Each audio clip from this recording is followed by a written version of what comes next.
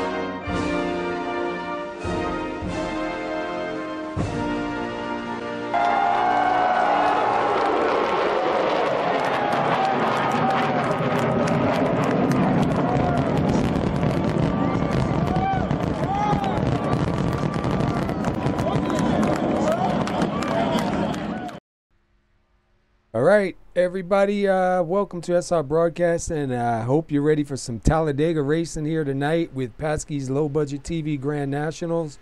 We have 113 laps here tonight, guys? Yep. Yeah. And let's see, we got qualifying just wrapping up right now so far. Oh, Kyle Vincent Gilbert just takes the pole from Josh Wenninger. We got about 15 seconds left before we go to the grid. Should be a pretty good race. We got, what, 19, 20, 22. Yeah, 22 drivers out here tonight. And then next week, these guys are going to be at the Charlotte Roval.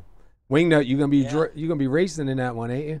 Oh, hell yeah. Of course I am. Are you crazy? That's what I figured. Of course I'm gonna show up there. I love that track. But today it's Talladega, and honestly, I like this kind of one because it's always fun to broadcast because anyone can win. Like anyone can get to the front. Yeah, anybody's got a chance here. All right, let's pull up the starting grid. Get these guys fired up here tonight. We have Kyle Vincent Gilbert taking the pole. Congratulations to him on that. Josh Wenninger is going to start second. Third is Charlie Woods. Byron Rodney with fourth. Fifth is going to be Chris Bouchard. Sean Weaver is sixth. Seventh is Willie Glenn. Ronnie Osmer is rolling off eighth. Ninth is going to be Tyler Lugo Vickery. Aiden Patterson is going to roll off 10th. Then we've got Kevin Paskowitz in 11th, Jeff Hollingsworth in 12th, Robert Dudley 13th, Bob Lacavara in 14th, Ron Holofield in 15th, Hoot Baker 16th, Johnny Antonucci in 17th, Mike Whitaker in 18th. The last car with the qualifying time is Mark Jenkins in 19th. You think? Wait, that's actually hold. There's a number missing there. 19. Jordan Baker's 20th, David Bigger I'm showing in 21st, and Chad Whitaker in 22nd. Or Chad Witt. It's so good. The last three numbers got real mixed up on my end. Like I started moving for some reason. I'm very confused.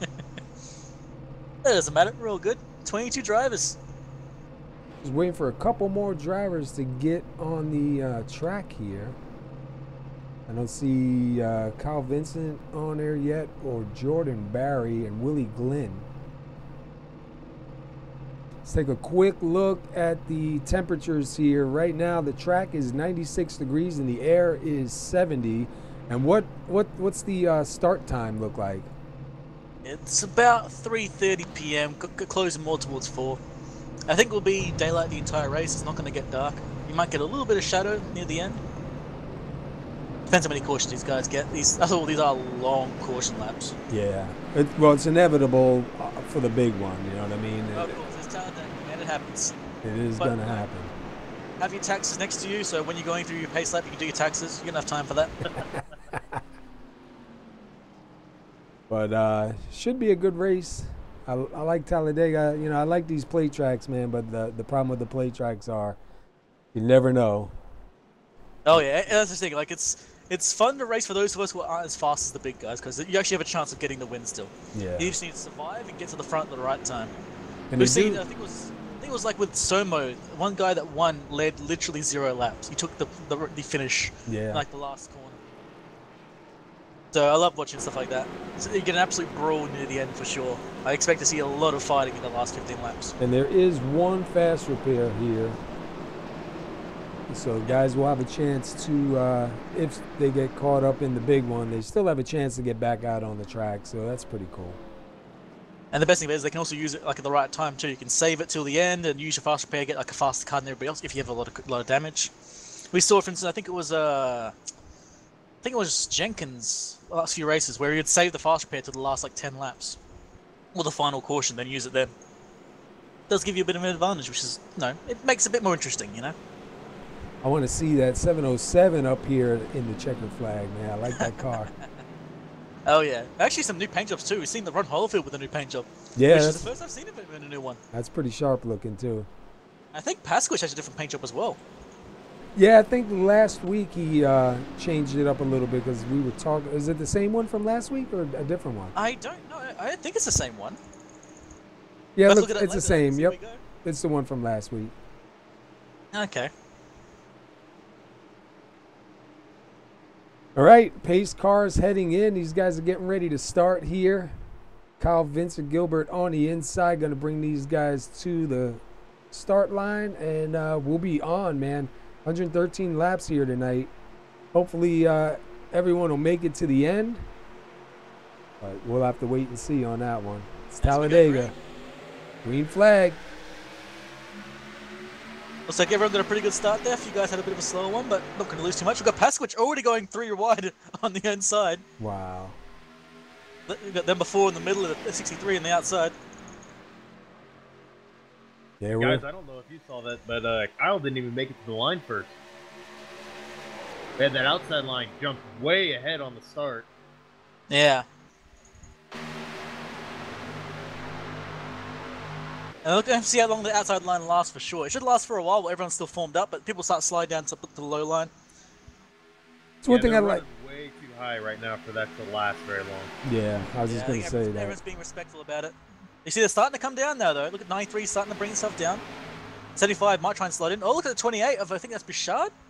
Wow. Sticking his nose out for the outside line. We got guys moving into holes real quick, too, man.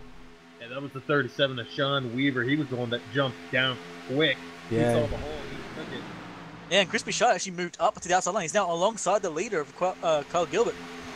He's running the correct line. He's running it much lower than people were before. It's starting to form up this outside line correctly. It's one thing good about these cars. The outside line can get moving here. Oh, yeah, absolutely. I think we saw with Somo, Robert Barris was controlling the race from the middle line. Yeah. He was able to hold the inside line and an outside line at bay by holding that middle line. It was working, too. You see Bouchard, he actually was getting a little bit ahead of Kyle Gilbert there before the corner. He can keep, I think that's Josh Weniger right behind him and get some good draft going. He might be able to contest the leader here. Yeah, look like they're doing pretty good so far. Still side by side. Here they come across the start-finish line. Look at this whole hungry pack. It's good to see Willie Glenn up here at the front, up in 5th position. Talladega, man, anyone can get near the front, which is great to watch.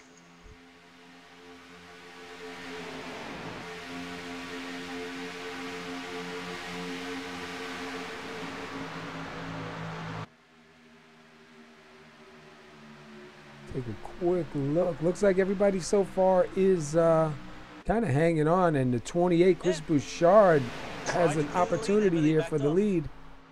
He tried to clear him, but he backed off there. He didn't think he had room.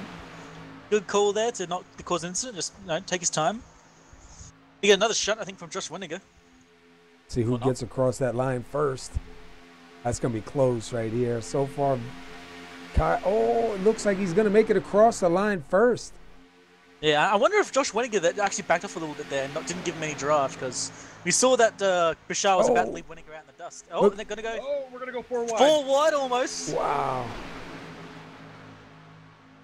Yeah. Looks like Bouchard just went way up there, and it looked like he started to get a little bit caught up there, man. And that was close. They did a good job getting through it. Now, unfortunately, right there, that essentially just killed that outside line. They have to reform it back up. You got Byron Rodney now on the front of that, with Ronnie Osmer behind him. That's a pretty good combo.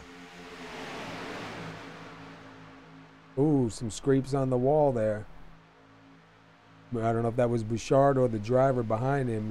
Who's that, the 93?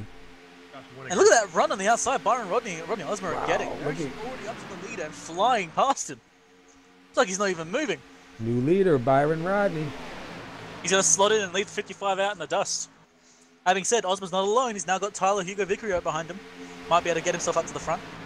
No, but Byron Rodney's going to take the inside line again. And actually had the 55 to duck out of there, or he's going to get taken out. He's actually running on his own, the outside line, in the lead at the moment. It seems like that outside line, when they're leading like that, I don't know, man. We've seen two guys so far drive in really hard like that. Unfortunately, he's left behind. That being said, looks like he can get picked up by Kevin Paskowicz. See if they can try anything with that. We may have 3 lines here, man. And if it's anything like last time we saw this, the midline will be the strong one. Best of both worlds.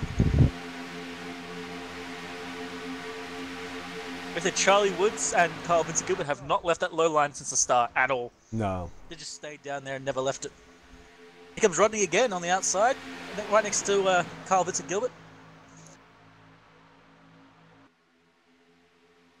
33, Mark Jenkins is in that line too, but man, they're closing up on a 3-wide line right now. Outside line actually starting to get some speed. Rory Osmer and Kevin Paskowicz actually moving up a little bit.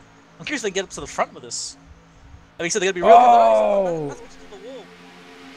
Yeah, drops a lot of pace. Unfortunately, just left Ronnie Osmer on his own now.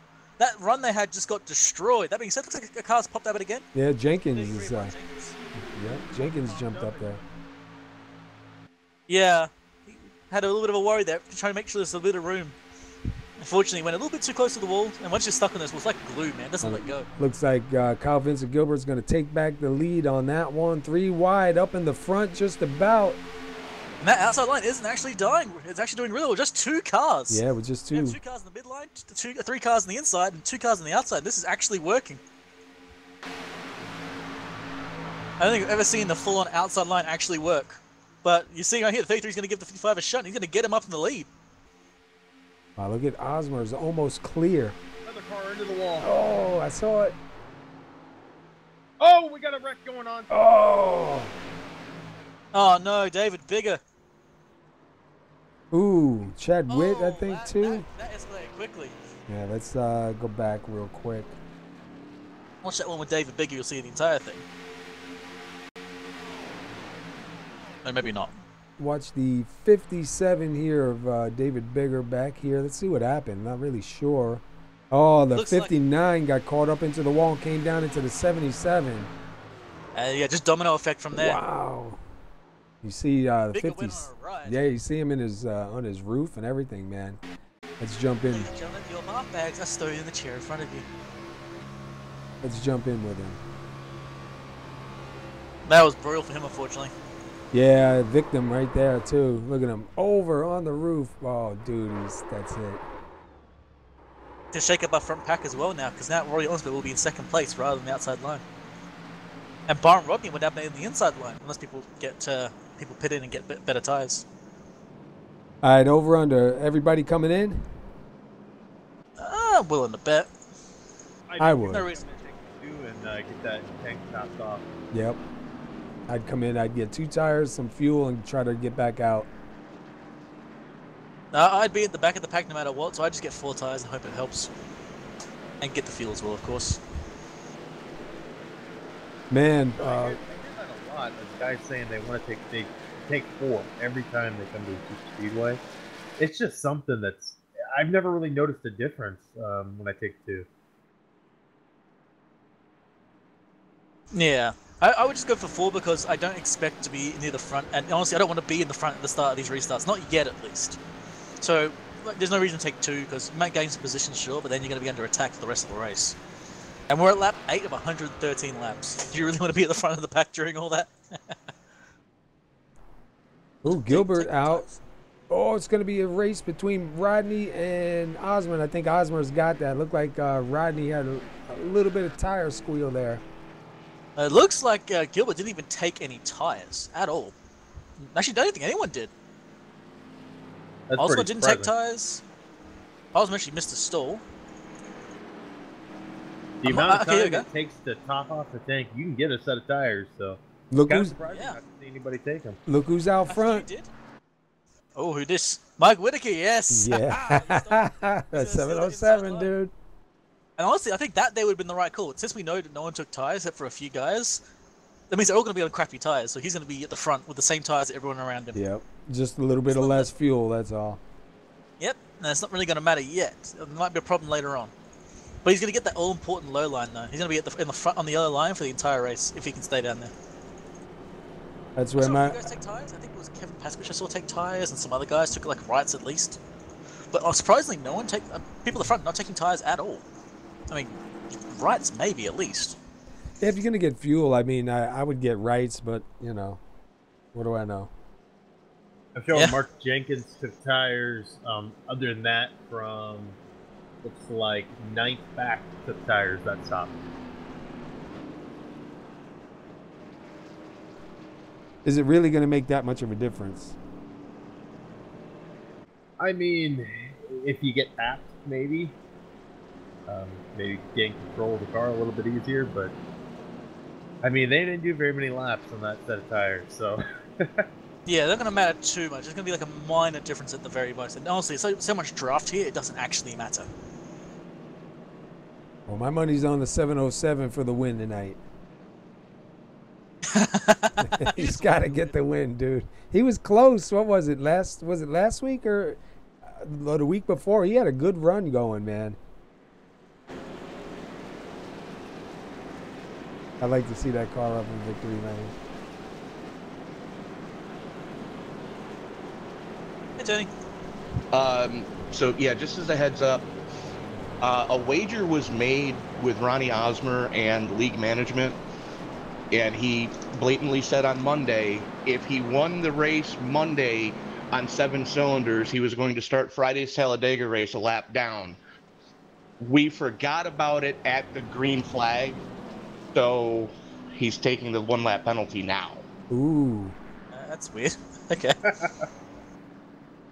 So yeah, That's that's amusing, just as a nothing heads else. up as to what's going on with why Ronnie just got a black flag for 1 lap. That's going to be interesting. Yeah. We wish him good luck then. Best of luck to him. Thank you very much, Tony. Have a good day. Night, guys. Thanks, bud. That's going to be I was wondering, interesting. I saw the black flag. I saw the 1. Like, what was the 1 for? Apparently, he's going to go a lap down. To be fair, though, he's going to be the first guy with Lucky Dog, so that's not going to last too long. Yeah, first caution, he'll get back up. Yep. If they really want to get itchy here, they should have him stay a lap down till about 10 to go. I didn't say that. I just thought that out loud. Pay no mind to the man behind the curtain here. Don't look behind that curtain.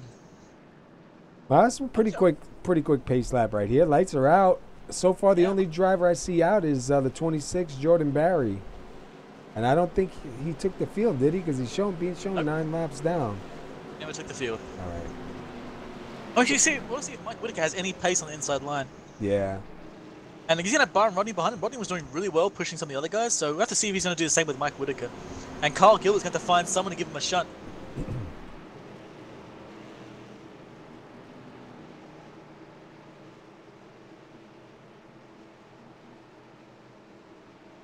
See that pace car getting ready to go in. I remember if these guys go on green or go when the leader feels like it. I think they can go. Whitaker's holding it. Yeah, it's never a smart idea to take off here or at Daytona. You lose all the draft. Yeah, You get and they'll number one, pass you right up. Green flag. Here we go. Gilbert got a better run than Look at Mike that. did there. You guys see the gap behind Yeah. Mike Whitaker right now.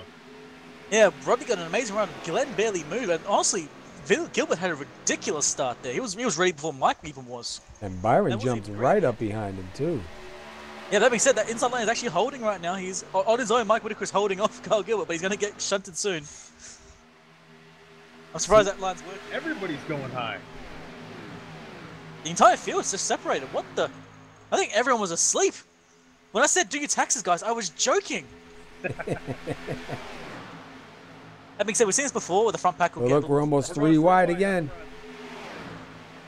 Wow.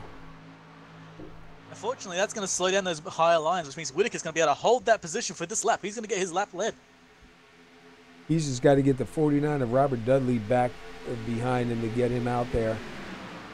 Yeah, unfortunately, I think Byron Roddy didn't quite screw Gilbert there. He did not help him whatsoever because he decided, nope, I'm going to go on my own line. Well, Byron had a run. It looked like he was going to get something done there, but then, I don't know, it looked like they kind of all went a little bit wide and it kind of broke up a little bit.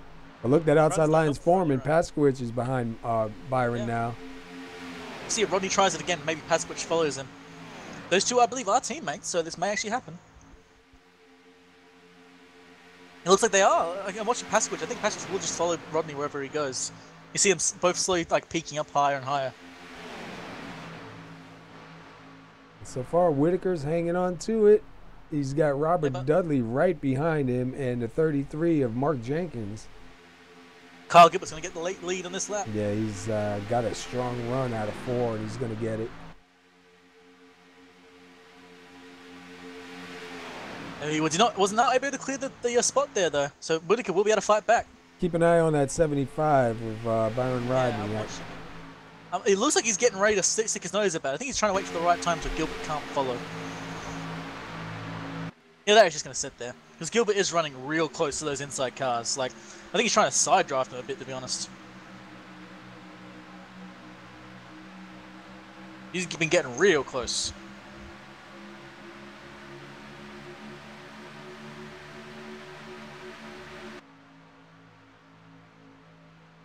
Coming to lap 14. Yeah, we said at the start, people seemed like they were snoozing. Everyone's back in the pack now. The pack is reformed entirely, which is normally the way it goes at Talladega. What?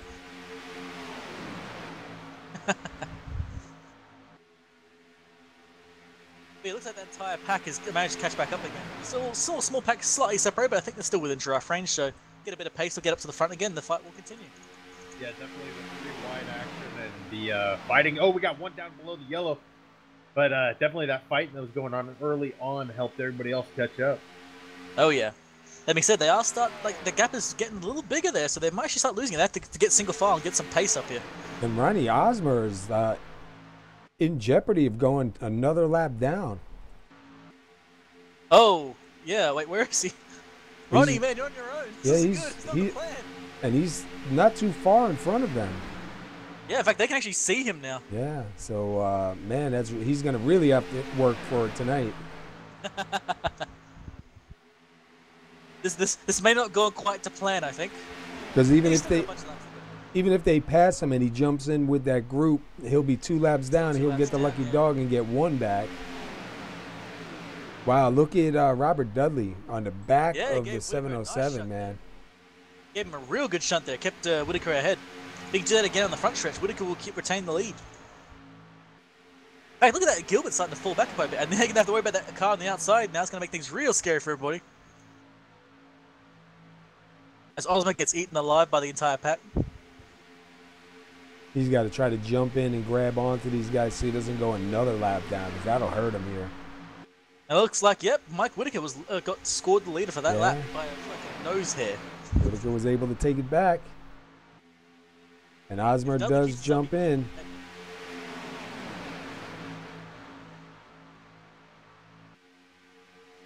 Let's jump inside with Byron Rodney for a lap.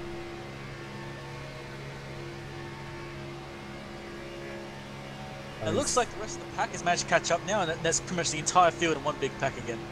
They managed to reconnect up, all back in the draft, so everyone's back in the game.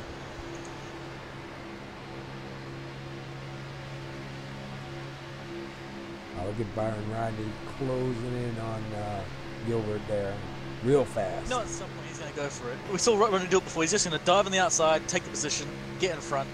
He's going to have Paskwich behind him, ready to do it as well. You see Paskwich is waiting for the moment.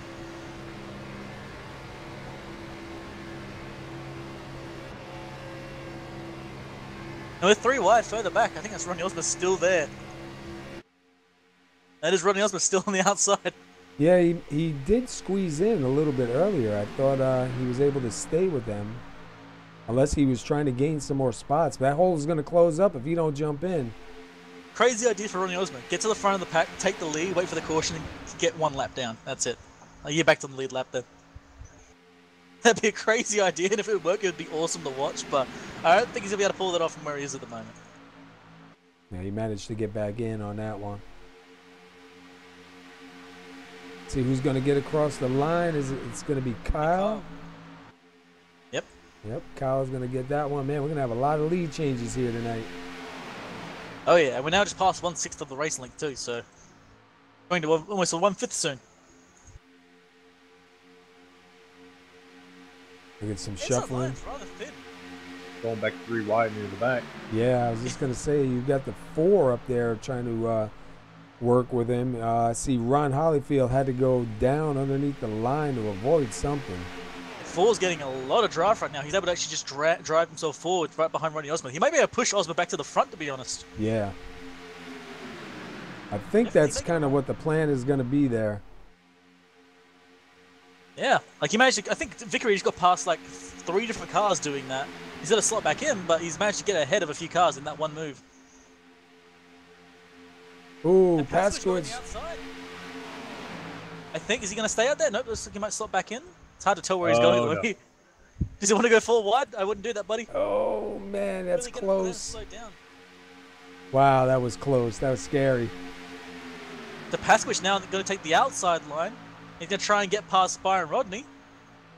And hopefully Ronnie Osmer behind, they can get up to here. And that's going to actually slow down that middle line, which means Whitaker's going to take the position back rather convincingly.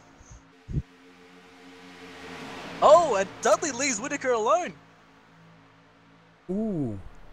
Dudley's going to get lap led here. Yeah, he wants to get up there. Look on the outside, Paskwich is coming. Wow, new leader. Yeah, fortunately left Whitaker out to dry. Hey, it's Talladega, man. The outside line is actually working. The Larson line's working. That is so cool to see, you know, because for a while there, the outside line couldn't do anything. So it's really good to see that again. And you get a fast guy behind you, you know what you do, and he can just work amazing. You see, like, essentially 3 times 2, essentially. Ooh, another car jumping up to the outside line. Yep, that's Hugo Vickery again. He's moved back from, like, I think that was, like, 15th or so, all the way up to, what is he going to be at now? It's going to be about, like, 8th, I think. Yeah, Hollingsworth is up there with them now. So the outside's starting to die, though. They had pace and now starting to lose it. And then we got a couple of guys a little further back. Holyfield, Baker, Bigger. Those guys need to get in line and hunt this pack down, or they're going to be left. Oh yeah, and that outside line's starting to go away. In fact, looks like Ronnie Osmer just left Paskwich alone. They're going to drop off like a stone. Yeah, and Well, that Paskwich. movement, that's a Vickery May. He's going to lose. Yep, Paskwich got nowhere to go right now, too. Hollingsworth jumping back out. Nope, he's going back down now. Paskwich out alone. Wait, somebody's up there now. Al Gilbert going to go on the outside line, and Ronnie Osmer's going to come up behind him as well. I was watching Kyle stick his nose slowly out. I think he was waiting for someone to get up there so we can get in front of him. Now you go 3 wide again. That being said, Mike Whitaker way ahead now with his new bumping partner, Mark Jenkins. And 3 wide behind him, man. 2-3 rows just about. Whitaker and Jenkins got a nice run right there. Oh, yeah. Yep. So, Those guys started, left him. these guys started 18th and 19th today, so they are definitely have moved through the field. Oh, we have a big Ronnie Oh, Osmer. it's big. Willie Glenn, Ronnie Osmer. Looks like Paskwich just avoided it. I think Kyle Vincent Gilbert was in that as well. Oh, that was big. That's a big one. Not the big one, but it's a big one. Aiden Patterson, Willie Glenn, Robert Dudley. No, David B, never mind. Trying to figure out where that one started. Taking a look right now. We're with Ronnie Osmer, so we'll see if we can see from here. The 49 of Oh, Robert Dudley. yeah, 49. Wow, Went a little bit look too at wide. that. Yeah, but that was mostly a bit of lag, to be honest. And then it just evolved from there.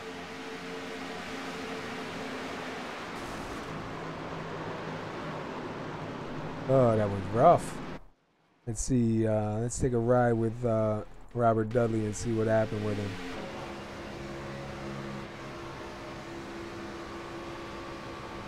Oh, it looks like he might got a little tap maybe and got into the wall.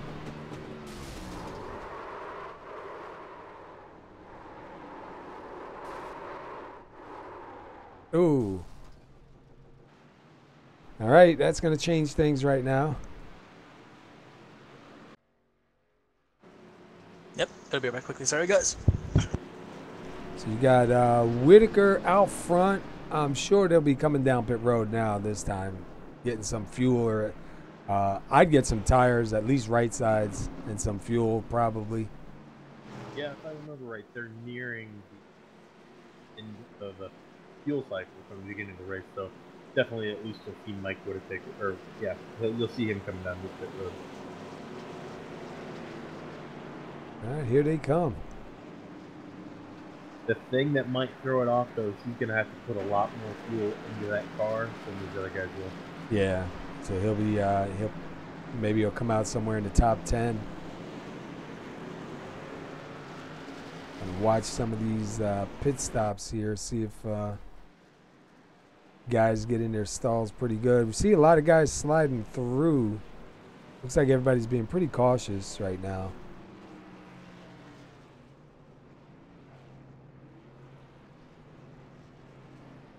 See who's going to be the first one off. Here comes Paskowicz. Oh, Gilbert's going to get out. Paskowicz. Whitaker came out about fourth. Jenkins, Whitaker's.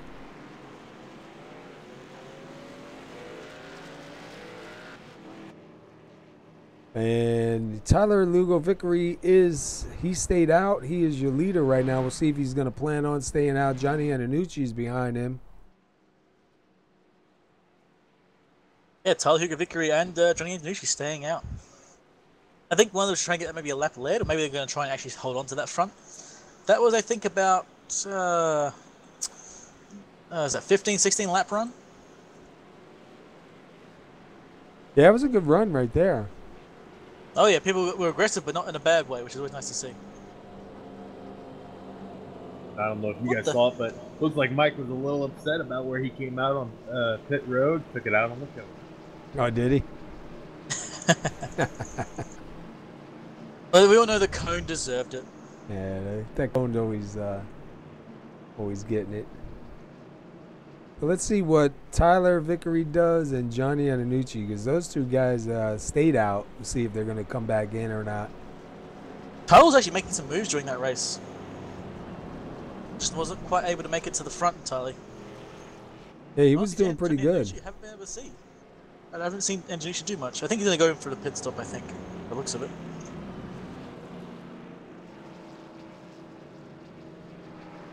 Ooh, I don't know. He's staying out pretty high.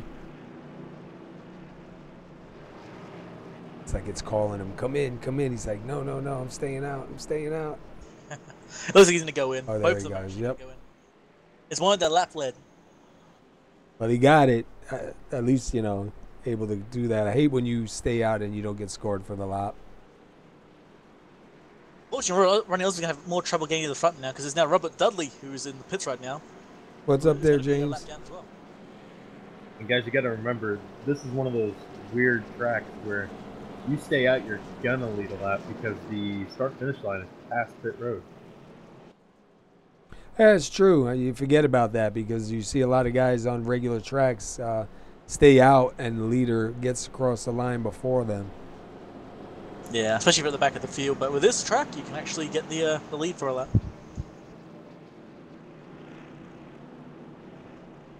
Let's take a quick look at the summary here. How many lead changes? We had 14 lead changes already. We still have 89 laps to go. And let's take a look and see what the track temperature is.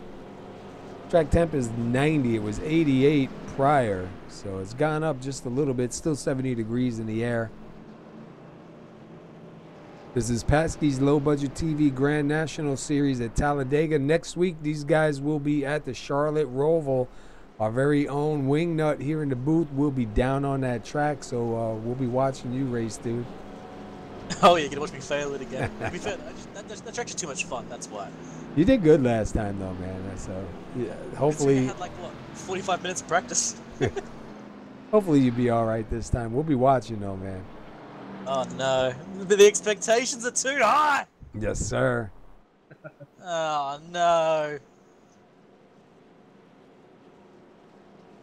Look at Kevin Paskowitz. Started 11th. Currently second. Mark Jenkins started 19th. He's sitting up here in third. Fourth is Mike Whitaker. He started 18th. At 61 of Charlie Woods, he started third. He's dropped 2 spots. Byron Rodney started fourth. He dropped 2 spots. He's in sixth. Then you got Bob Lacavara started 14th. He is up here in seventh. Sean Weaver started sixth. He's dropped 2 spots. Josh Winiger started second, and he's sitting ninth. So he's got 7 spots dropped. And then Ron Hollyfield started 15th. And Ron is sitting up here in the 10th spot. A few people are moving up, people are slightly moving down. Paskowitz and Whitaker both made big moves to start this race already. That's how they're already up here fighting it.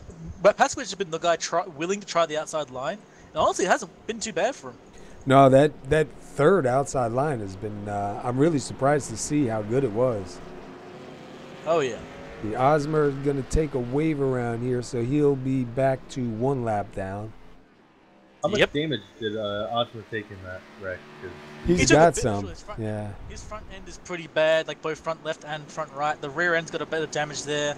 I'm hoping the engine's got all of its cylinders functioning correctly. And also, of course, problem with front end hits on Talladega, radiator. You're in a pack race. You're getting hot air everywhere. If your radiator is damaged, it's a little bit more it takes to kill it. You just have to be careful with that thing. Unfortunately, you can't drop the tape here either. So. Yeah, and with the wave around, he can't go in and get any repairs done. So he's gonna have to hope a caution comes out pretty quick. They might be saving it for keeping his fast repair till later. Well, if they get another one, he can get the lucky dog. Exactly. And then take it. Right. Exactly. Just if it's a long time, man, that could be a painful ride. We've all been there. We've all been there just watching everyone just go past over and over, just make it stop, please. All right. Yeah, Gilbert now on the inside, and Paskowitz going to be on the outside here. Yeah, and we're going to start inside with Mark Jenkins on this start.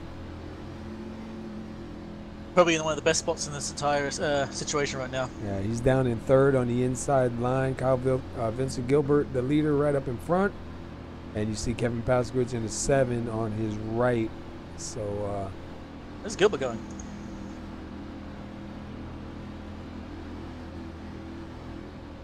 What is he doing? Does he need a track map? Is he lost? All right, you see the pace car go in. We're inside with Mark Jenkins in third on the inside line for this start.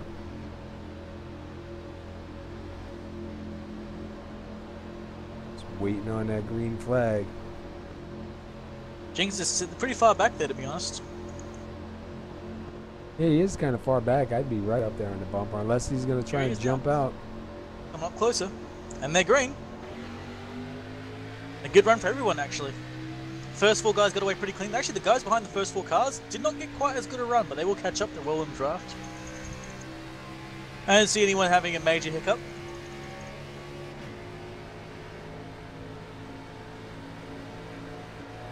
Jenkins is already pushing that inside victory. Whoa, he's pushing on the oval. That's a dangerous prospect.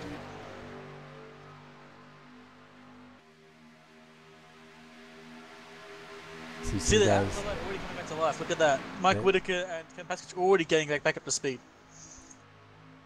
So I've seen some guys a little bit further back diving into the holes real quick. See Paskowitz on that outside line. Gonna keep trying on it. He's got Whitaker behind him, so those two together might be able to make some runs here. They also got Byron Rodney behind him as well if he can catch up to them. Jenkins, though, is a good pusher, man. We saw Jenkins push, who was that, Whitaker out pretty far. And you see him right now behind the 227 of Kyle Vincent Gilbert. That being said, the way Jenkins is wiggling around would not bode confidence for Kyle there. I'd be kind of scared seeing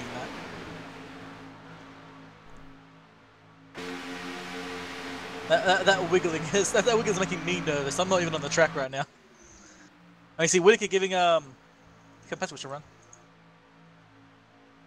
Byron Rodney trying to get caught up to the 707 and the 7 of Paskowitz.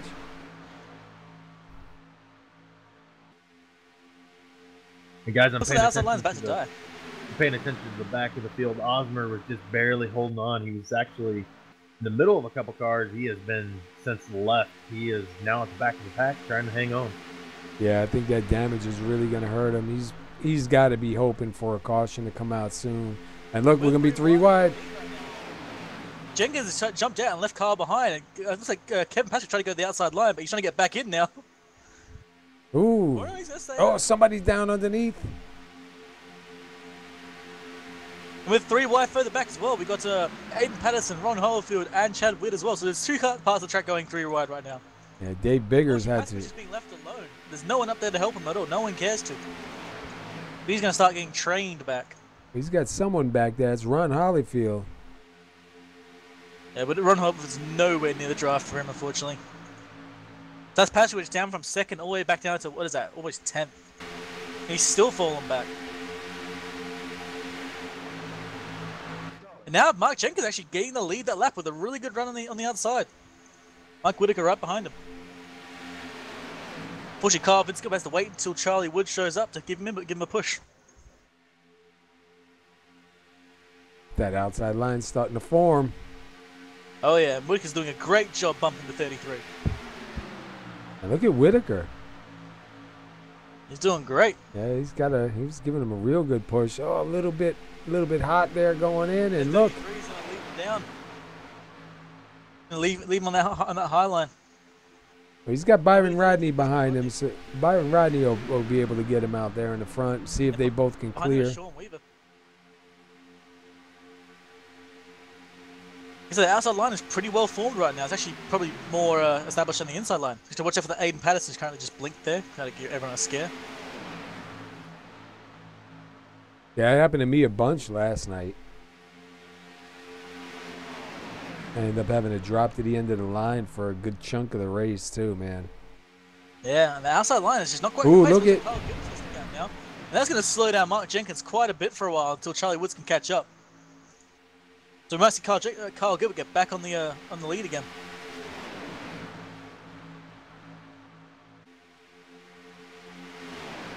Yeah, you got a really good run going. Let's see who gets to the line first. That looks like Gilbert's going to easily get that one there.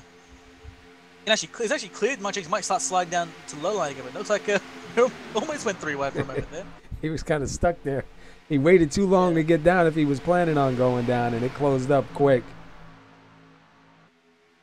Let's see what goes on here, because Jenkins is back out to the front. See if he can get across and officially get scored for leading that lap. Guys, we have a 3rd line starting to get going here as Paskowitz goes to that high side.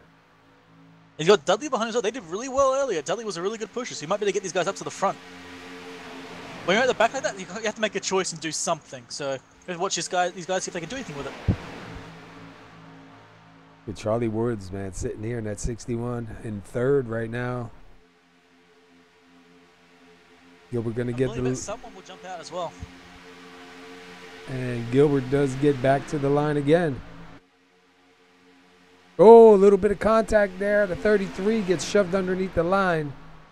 That's going to shuffle the entire pack here. Everyone's going to start going around him as he's lost a lot of pace. Did a good job hanging on to it. And look Whitaker at that 3rd line. Wick's down the outside of Gilbert. Gilbert had no help at all. Neither was Whitaker. The outside line's actually coming right up to the front. Kevin Paskowitz and Dudley have just flown past the entire field now because no one had any draft at the front. Wow, look at. Kevin Paskowitz is going to take the lead. Wow, that was a good move. Now he's back in the lead again. That is an amazing run. That was a good move right there. He saw the opening and he went. Yeah, unfortunately, he did leave Dudley down up on the high side there, but you know what? He got the lead. He's going to get a lap led here. That is an amazing move from That's Paskowicz. when you say thanks, Dudley, but I got to go. Yep. It's now or Sorry, never. darling. I'm gone. Sorry, darling, but the date had to end. All right, new leader, Kevin Paskowicz. Yeah. And if he can stay there, it's a pretty big move for him for sure. Well, let's see what Robert Dudley does. Anybody going to go up and help him, or is he just going to be stuck out there till he can find a spot? Oh, look at him. He gets his way in. Wow. That was a close one, man. There was a little hole there. He made it big enough.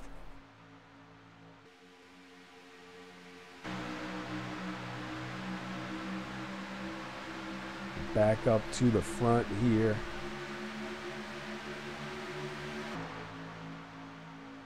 It's watching Paskowicz now. It looks like he's going to actually be able to hold that position. If Gilbert jumps outside, Paskowicz is going to be on his own for so long until Byron Rodney catches up. Watch and wait to see if Mark Jenkins catches up. If Jenkins gets up closer to the front, Gilbert will jump out, guaranteed.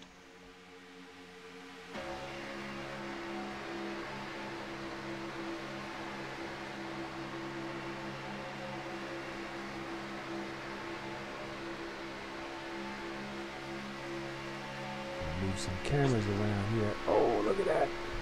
Oh, no, never mind. Gilbert does not jump out at all. Unfortunately, the curse is struck again, and I'm wrong. And Jenkins is flying up there with Mike Whitaker pushing. Whitaker's doing a great job pushing people around. In a good way. Yeah, he gave him a nice shove right there. Oh, yeah. See if Paskowicz can hold on to it, or is Jenkins going to get a run here? Got a long way to go to get to that start-finish line. So Paskowicz holds on to the lead one more lap. He's done really well with that move, to be honest. And he's actually managing to hold it right now. There's usually like a time to strike here, where you get to the front and you'll never leave it again. They said, look at Gilbert. Gilbert's like looking around. I think he tried to go below the yellow line for a moment. Wow, now. look at Dudley to the outside.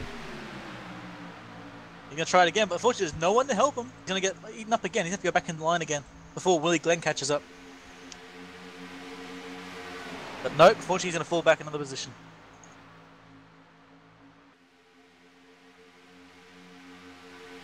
And still you got Gilbert right behind Paskowicz and Jenkins on the outside. Jenkins actually might get up to the lead, maybe. Not quite.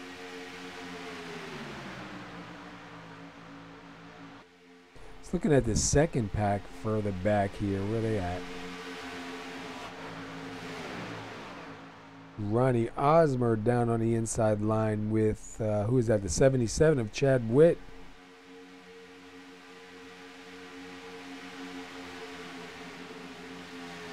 And that's the 26. Is that a 26 or a 28? I think that's a 28, right? Chris Yeah. Richard. Kind of hard to see his numbers. Couldn't make it out. Look at Jenkins now. Yeah. Jenkins is taking the lead. That being said, Whitaker's getting a pretty good run. He might actually get the lead on this lap if he can get a good push from the 63. Oh, not quite. Ooh, that was close though. Oh, yeah. Yeah, Mark Jenkins now in the lead, getting ahead of Paskowicz. Now, honestly, I'm loving the fact that Willie Glenn's still up here. That's just amazing to watch. Currently in 6th place. He's had a lot of bad luck in the previous bunch of races. Yeah, he was a victim quite a few times. 707 with a nice strong run down the backstretch. See if he can get some momentum coming through 3 and 4. Yeah.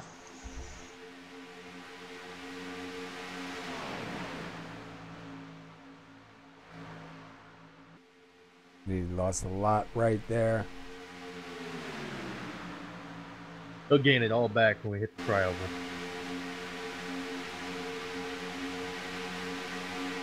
At least he should, but there's no help behind the two of them. We got the third lane looking like it's ready to try to form again. Is that Hollingsworth and Tyler Vickery? And it looks like Paskowicz is going to go on the outside now of Mark Jenkins. Going to get pushed by Mike Whitaker back into the lead. She might get enough of a push to actually clear him in the next corner. That is a really good run. It seems like 707 can do a good job pushing, man. Oh, yeah. Everyone's using him as a push boy. I think Mike Whitaker is currently reminiscing of the moment that he was in the lead. Hoping to get back up there.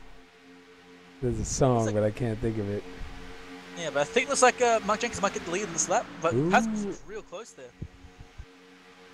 Yeah, it looks like he gave it to Mark Jenkins that time, but Paskowitz was right there. That would have been a photo finish.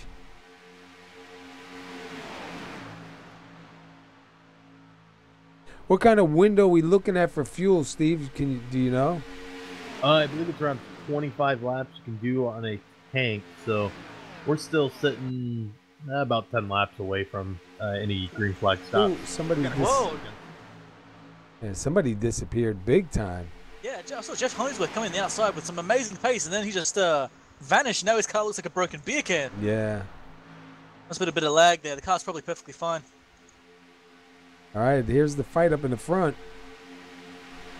Yep, Carl Fitzgibbon has now stolen the lead back again. And look at who's right behind him, the 75 of Rodney. Paskowitz going to jump up there. And guys, I'm wrong. You may be able to run about 30, 35 laps as Osmer's got almost 30 on his tires right now. Wow. And Osmer is trying to hang on. Look at him all the way in the back there, man. Trying to hang on to this group till that. He's hoping for that caution to get him in the pits and back on the lead lap. Look, we're 3 wide here with the 61. Is that the 61? Yeah, 61 was 3 wide. Chris Woods down on the bottom. He's kind of shuffling back a little bit now. Look up front, Mark Jenkins still commanding. Oh, we're going to go 4 wide. Back there. Gilbert's fallen way back there. And Rodney's trying to give him a push, but Gilbert was just sitting in the wrong spot there. Paskowitz now gotten ahead, and looks like we're going to see the car up front of Aiden Patterson going on the outside of Mark Jenkins. And looks like, once again, Kevin Paskowitz is flying, but he's going to go 3 wide. He's not even interested in pushing at Patterson here. It looks like Byron Rodney's seeing this. He's going to join in on this. Rodney's sticking with his teammate there. He's going to try and get him up to the front. 3 wide up in the front. You know, watch out further behind. Looks like some cars are overlapping a little bit, which is definitely scary to watch. I think we're going to see Kevin Paskowitz take the lead on this lap with an amazing run on the outside. Wow, that was crazy. He's still on the outside there, but looks like that middle line is going to start reforming soon. Willie Glenn's going to catch up to 63 of Aiden Patterson. This is a 305, and Rodney, I don't know what he's doing. He's scaring him. Yeah, I don't know if he was trying to go down low or get some air or what, but man, that was close. I mean, I'm going to pretend that he was doing that for psychological reasons, to try and scare the 12 from pushing Aiden Patterson. Because it definitely worked. And 12 just gave Patterson one hell of a shunt. So much so that it looks like the 12 just lost a lot of pace doing it. He's got nothing left. He gave him everything he's got. And look at the 63, man, hanging on by himself. Oh, he's got a massive shunt from Willie Glenn that last straight. Looks like, yeah, that outside line's given up again. Paskowitz is now back in the middle line. I think Byron Rodney might follow him, but he's got a pretty good pack there with the 4 of Hugo Vickery. Now looks like Rodney's going to go to the low line as well. Oh, Paskowitz back out to the outside. I think Rodney's going, just stay in the line! I want to follow you! Look at this, 3 wide behind the leader.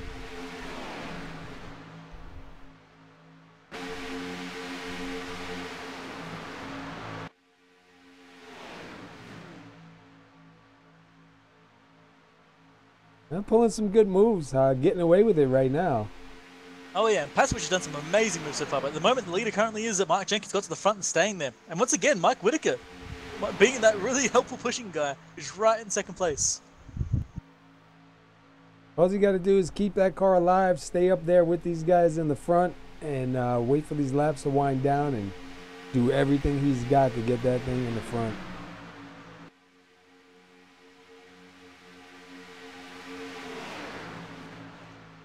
Wow, we are like 3 wide, 3 rows.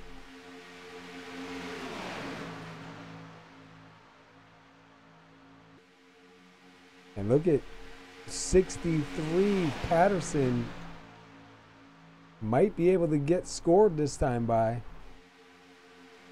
I don't know. Paskowitz going to come down and, yeah, he's going to come down and stop that.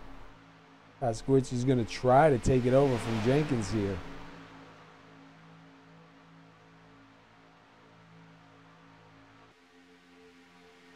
Wow, look at the 63 all over the back bumper. And look, Paskowitz drops down to the inside. He's going to get it. Yeah, he gets his position back again. It looks like the 63 is not done yet. And for Hugo Vickery on the outside, he's been pushing people at the start of the race. He's now trying to do it himself with a Kyle behind him. He might have a chance here with a good run. But at the moment, the 33 and the 7 are just flying ahead now. Yeah, Tyler's getting a really good run on that outside with just him and Kyle Vincent.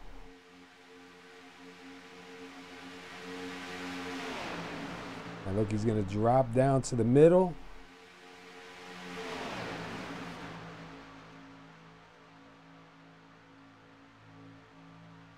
Take a quick look at Tyler.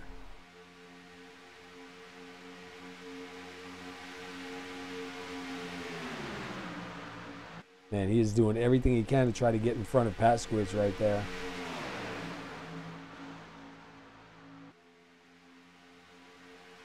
See if that outside line can keep it steady. He might be able to get a good run down the backstretch.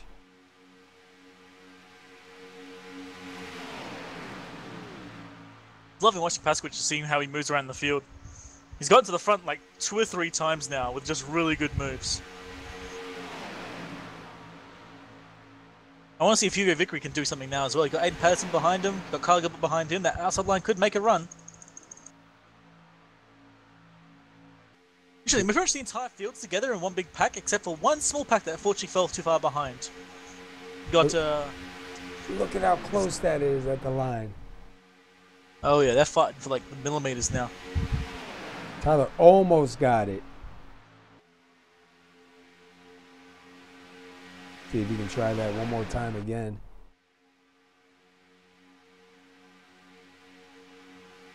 You got Tyler and Kevin up there in the front. Then you got Aiden and Mark Jenkins over there in the second row. Oh, 63 Aiden Patterson went a little bit high and the door closed. Now he's going to get shuffled back. And look at the 4. Tyler's going to lose a lot of pace. Here comes Jenkins now Mark in front. Jenkins going to stick outside there, yeah. He's going to try to steal the outside line, get to that front place position. He almost gets on the line there. Yeah, he had a great run, man. Like a rocket comes shooting through there. Oh, yeah. That's the thing is, as well, you use the draft you just gained, you take the draft away from the guy you were pushing. Sorry, he hurts them both ways. Makes it look amazing to watch, though. Look at Jenkins with that run. Whitaker ain't done pushing the 7 of Paskowitz. Look at them coming back now. That run on the inside. Yeah, outside line. I don't know. Looks like that outside line, some guys are having trouble keeping the car in lane. Yeah, you got to keep the car in lane straight and getting the draft. People keep wiggling a bit too much and losing pace. Yeah, like you just or saw just losing the position because someone sticks their nose in. Yeah. Oh, we got somebody going to the outside. 63 again. Hey, he was in the front for a while. He wants to be back up there. He might have Willie Glenn pop up and help him, but I don't think so. Willie Glenn looks like he's thinking about it. And he's going to let him back in.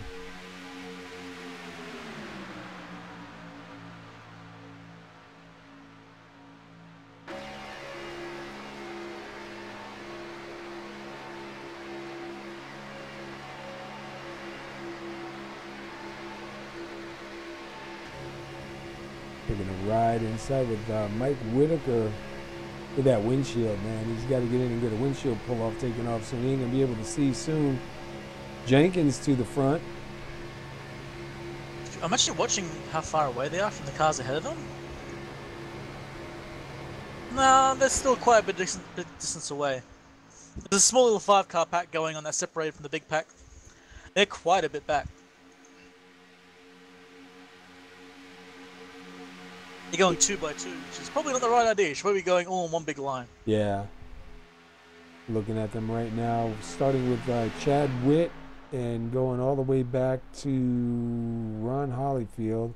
Then you got, where's Ronnie Osmer's in there? Where's Robert Dudley? Robert Dudley's up in that front pack. Okay.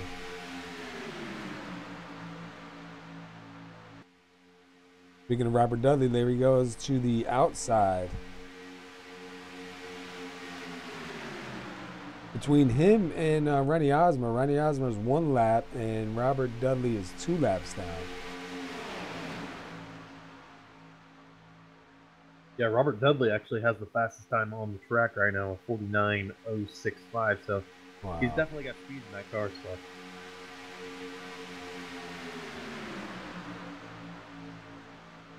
Hugo Vickery actually might get a lap lead here. He's trying. Oh yeah, and looks like Gilbert's trying to get him forward enough to make it work. At the moment, the pack at the moment, it's just essentially 2x2 at the front, and then everyone else is a little bit further behind. There's essentially like a bit of a, 2-man duel going on. See who gets And across yeah, looks like the Hugo Vickery line. might get the lead here. That's so close. Look at that. Yeah, Hugo Vickery will get the lead on this lap. Wow. Good push from Kyle Gilbert there. Yeah, he's been trying Vickery's for a while. behind. Seen that a few times. Look at that, Gilbert up to the top. Trying to get some help there from Byron Rodney. Yep, and looks like Tyler Hugo Vickery getting pushed by Mark Jenkins there. Yeah, Jenkins can push good. And Jenkins going to go to the outside. Yeah, I thought he was going to do that. I saw Jenkins start pushing him. Like, I wonder if he's going to try and get to the outside. He did indeed. He'll lead to Hugo Vickery on the inside and go past him with hopefully Carl Vincent's help.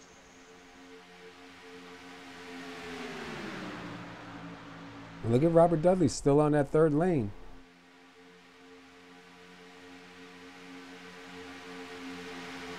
Tyler going to get another lap led.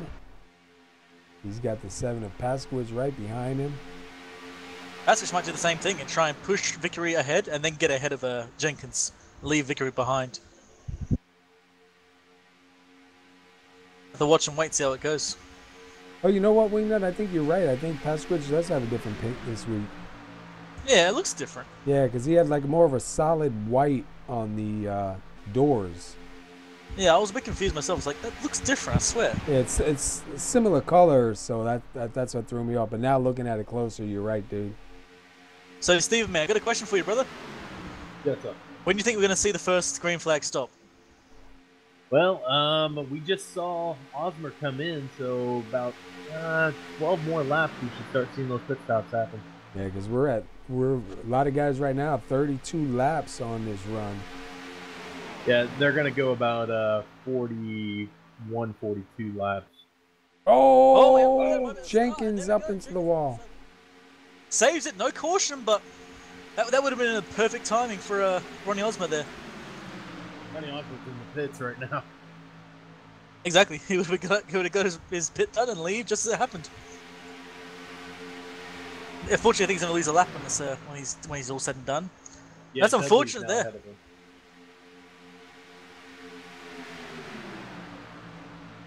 But Robert Dudley is going to be your lucky dog if a caution comes out.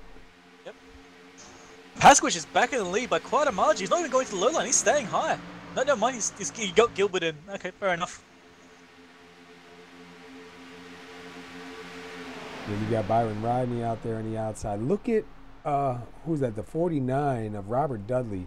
He was up there alone for quite a while in that 3rd lane, and look where he is. Oh, he's done great.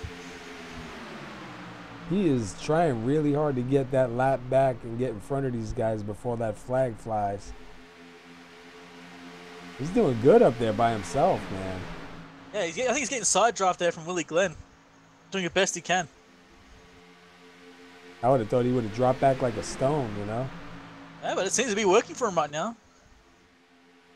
Like I said, it looks like he's about to start losing pace coming around this corner here. Oh, a moment. Yeah, we have a yellow. Mark Jenkins and Bob Lacavara there. Oh, man, we saw it kind of in the back. Let's go take a look. That was a great run. Start with Bob Lacavara and the 59.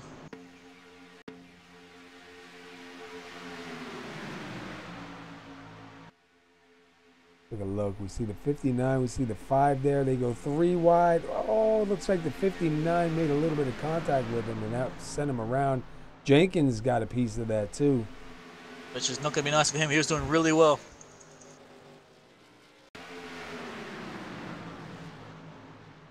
Let me go back a little further. Hold on a second. So, a quick little note: Ronnie Osmond did indeed just take his fast repair. Yeah, he's been waiting to get in there. That was a pretty long run there. That was like 40 laps. Oh, and the 61. Did you see that? Let me see what happened with the 61. He got a little piece of that towards the end there and got turned down. Does he make contact with the wall? Oh, he got lucky, man. He managed to escape the wall. Yeah, fortunate bystander in that one. Actually, they didn't even get touched. Like, it was a netcode that touched him there. He still had room left. Good save, though. Didn't hit the wall. Let's take a quick look here. 26 lead changes already. Wow, that's crazy. 57 laps ran and 56 laps to go. And now, of course, we all know it. Everyone is going to have to pit. Everyone. And look at the track temp, 75 degrees.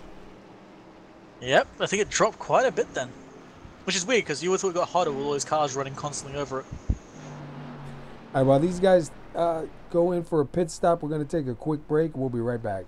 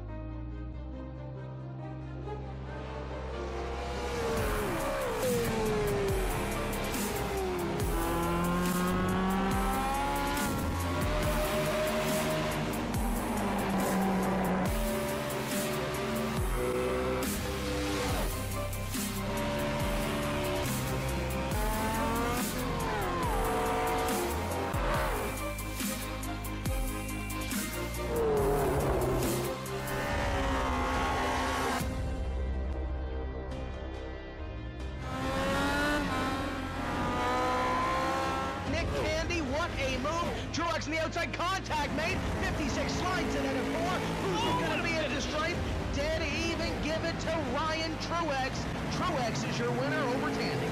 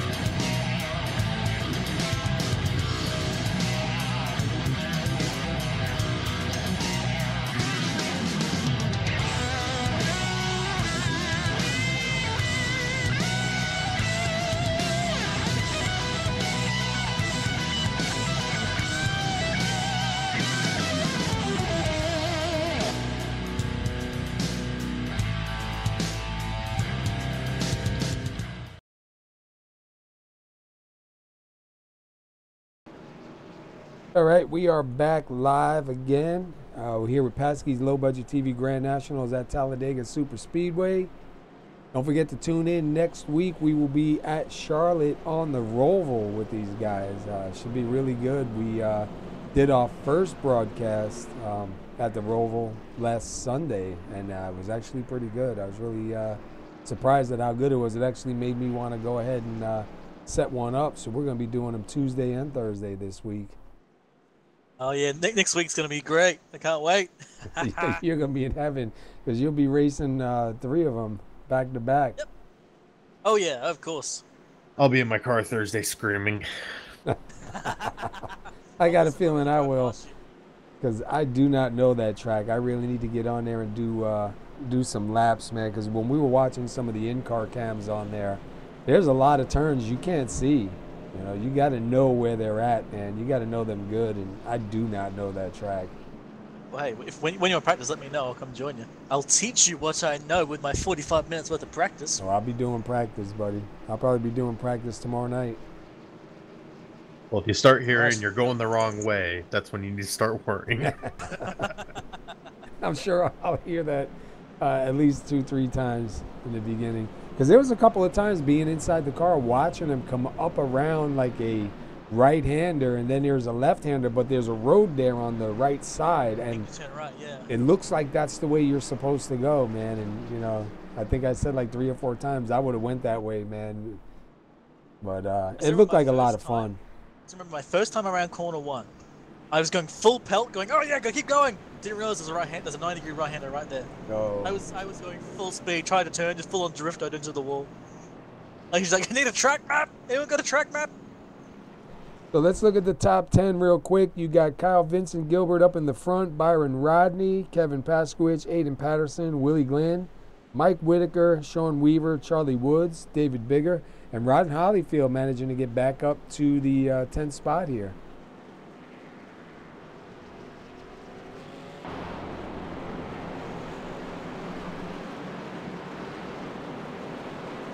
Been pretty good so far.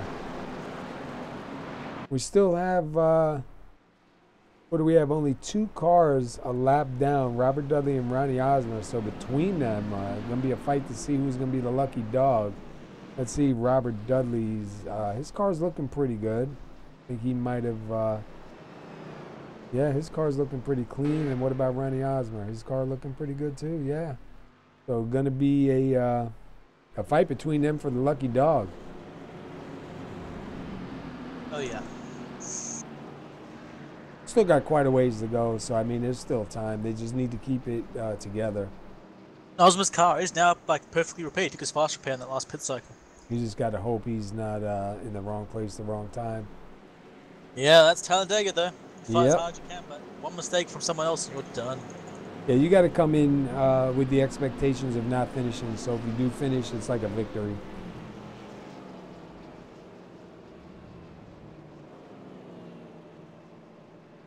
With that said, though, the pace car lights are out, and we're getting ready. Looks like Kyle's going to take the inside, Byron Rodney on the outside. Kyle is going to have Paskowicz, and Rodney is going to have Patterson.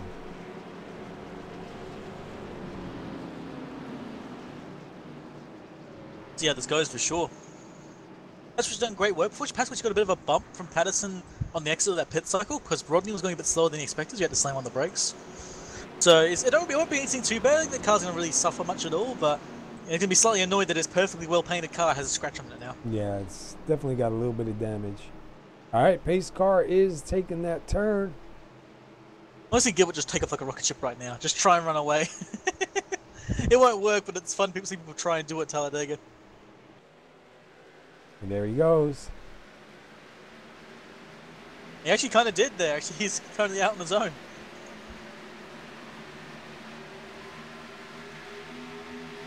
The only bad thing with that is you get too far ahead, man. He's alive, yeah. Especially if these guys, if Paskowicz can jump up. Oh no, look at Byron Rodney came back down to catch some of that draft. I don't think he wanted to be near Patterson there. He just wanted to get to the front, get on the inside line near the yellow to sit there. Because if you look at that, the grid at the moment, the entire field is single filed, really thin actually. Right down to the inside line.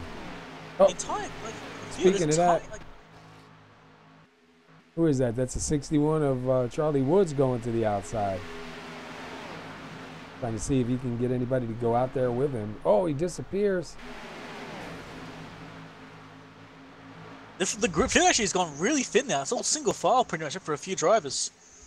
There's a few guys at the back in danger of actually losing the draft at this front pack and having to be separated. Yeah, go back here now to by not Mark Jenkins, by Chad Witt and Chris Bouchard and them guys. They really shuffling for position.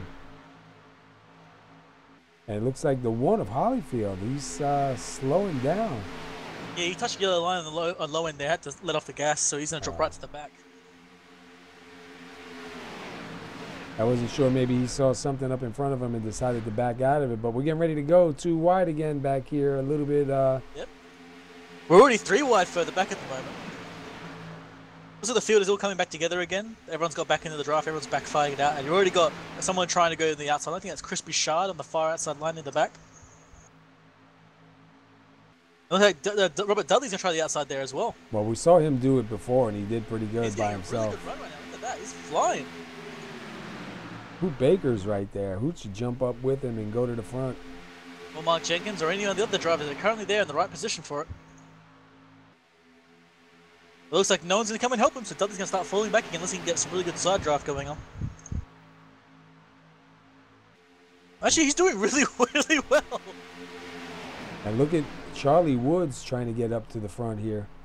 This is amazing, watching Robert Dudley just flying on his own. There's no one helping him. How is he getting so far forward? Like he's got a rope out there tied on, man. Yeah. Someone look out for that invisible piece of string he's got holding onto those front of those cars. And who's He's in got an opportunity front? to slide in second place here. Robert Dudley, yeah. He wants to get that lap. You see, if he gets in front of the leaders and a yellow comes out, he'll be on the lead lap, and then Osmer will get the wave around. Both those guys will be back on the lead lap. They're both on the high line. Yeah, they're both working together now. Oh. No, Osmer's like, no. Yeah, Osmer wants that. Osmer He wants that lucky that. dog. Oh, there's 2 fights going. There's one fight for position, and there's another fight for the lucky dog. It's awesome. It looks like Dudley's going to be like, ah, damn it. I have to get back behind this guy now. Guys, Mike Whittaker is having some issues. No. And Charlie Woods is now in the lead, with Ronnie Osman now on the outside. I think Osman can try and slot him behind him, perhaps? Whitaker, come on, man. So the funny thing about this is, if Osman can get a little bit further ahead, he's actually not going to be behind on a lap. He's actually going to be on the same lap of them now. And he is going to get across the line first, so he's technically going to be the last car in the lead lap. Yeah, he's not even a lap down anymore. The ultimate plan. He's just got to get down in front of the 61, but he's got the 49 right behind him. Those guys are battling it out, man. I wonder if they were talking to each other and decided, instead of fighting, let's actually try and get together and get us both ahead of the other cars. I don't think it's happened though, because Dudley is not interested in doing that. He wants to go on the outside, get the position for himself. That's that co-opetition. Yep, and Ronnie Osman can steal that low line now. Ronnie Osman technically your leader. Yeah, he's leading, but not really. Yeah, exactly. He's where he wants to be, just on the wrong lap. He's in front of Robert Dudley. That's I know that's one thing he really wants. If he can hold this position, he'll actually get... He won't even need Lucky Dog. He'll just be going around the track. It would be an amazing coup for Ronnie Osman. That being said, though, the 5 is coming up, and looks like Ronnie Osman's going to try and block the 5. He's trying everything he's got to try. Oh, the 49's around. Oh, no. No yellow. No, they're not going to have a yellow. Everyone's still losing control. Wow. Where is the yellow really? flag? Where's the yellow flag? What happened to the yellow? All right, I got to back that up, even though we're still green. I got to see what happened here. Yeah, I'll keep an eye on the front for you. Where's Go the ahead. head? Hoot Baker caught a piece of him there. Never mind. Tony just called the yellow. Tony manually pulled that one. All right, yeah. So Ronnie is now on the Osmer's lead there. lap. Go back and see what happened here further back, as we see the 59 and Anucci get a piece of that, and then looked like Holyfield and a couple other guys. Yeah, 49 hits the 75 up to the 59, the 37. Wow, the 4 almost gets rolled over. The 1 gets hit. The 77 gets hit. Looks like the 82 pushed the 49 on the oval. Yeah, he caught a little piece of him there. Oh, why does it jump me off of him, man? Hold on a second here. I hate when it does that. That was the whole, most of the field there, just absolutely annihilated. Have to Dudley's see. car is smoking into the pits too. Yeah, we have to see who still has a repair and who doesn't. Yeah, Paskovich has got some pretty bad rear damage and front damage. That car is done. You should hopefully should have a fast repair there. Yeah, I Even don't think he's had any Vickery, his car damage was doing earlier. great. It's just means Hugo Vickery's car going around the corner like diagonally. Vickery? Yeah, his wheel is not straight. Oh yeah, look at him. He's crabbing big time, man. Oh yeah. That was a big one. Most of the field was involved there.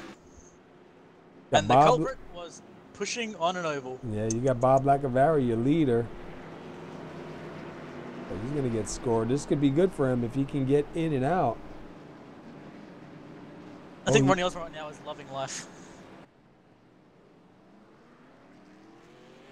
Yeah, because Ronnie Osmer. He's now on the lead lap. Yeah. He No, couldn't he didn't have played even that need any more perfect. He didn't even need the lucky dog for that. He literally just got the lap himself. I dread to see what happens when he's going to be the lead lap in this pack now. He's Yeah. going to be with a fresh car fighting it out. It's going to be amazing to watch. And Robert Dudley can't get the lucky dog because he was involved with that one, so that's going to keep him down. Looks like Dudley was given the EOL penalty, so I don't think he'll get that. I was like, Chad Witt might be the guy who gets it, or maybe perhaps Josh Winninger.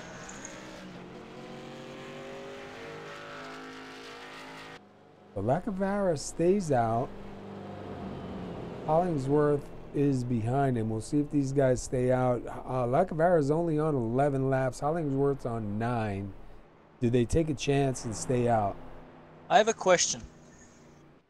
I just saw some absolute sorcery I don't understand. Why did Ronnie Osborne take left sides only?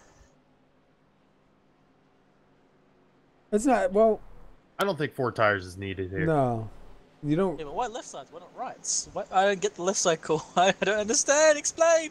Well, he may have been taking rights for most of this race. You know, you can basically split the race only taking right sides. But about Fair that enough. halfway point, you're going to have to take lefts because you're going to have down to 60, 50% on their left sides. Yep. Fair enough. Now Ronnie Yeah. Osborne, it looks like he's going to be in 14th position, I think. Especially with this many laps, too. Look at Lacavara. Let's see if he stays out. He started 14th. He is up here, and he's got 2 laps left. He's currently first.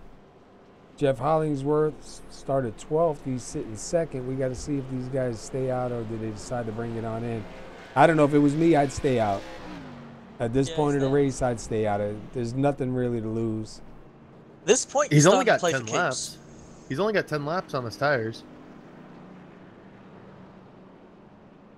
Who only has 10 laps? Yeah, 11 Lacavara. laps now. Yeah. He should stay out, to be honest. He's got a pretty good car. He was actually fighting most of that fight there. He was fighting up the front. Yeah. I think he actually helped get Osmond to the front there, so he's got a car to do it. I'd stay out. I'd never go in. All right, Go Hollingsworth back. is going to Let's go go. in. Lacavara's staying out. That's what I would have done. If I was Lacavara, I would have stayed out. Because, you know, here it's not so much. Tires aren't like, you know, at one of the other tracks where drop-off is so bad. As long as his car's handling pretty good, he's just as good as everybody out there. As long as you don't have to lift, you're all good. We'll wait for them to come across the line and score them. We'll see who is in the top 10 here. Right now, it looks like you have Johnny Antonucci a lap down, Robert Dudley a lap down, and Chad Witt 2 laps down right now.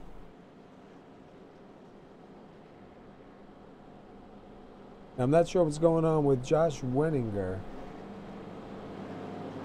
He was in front of the pace car. He slowed down to get back behind the pace car, and he's kind of sitting here in second, but I don't know if that's where he's supposed to be. It's scoring him in second, so it could be right. Because it's showing Bob Lacavara, Josh Wenninger, Kyle Vincent Gilbert, Charlie Woods, Byron Rodney, Kevin Paskowitz, Chris Bouchard, Tyler Lugo Vickery, Aiden Patterson, and Hoot Baker now in the top 10.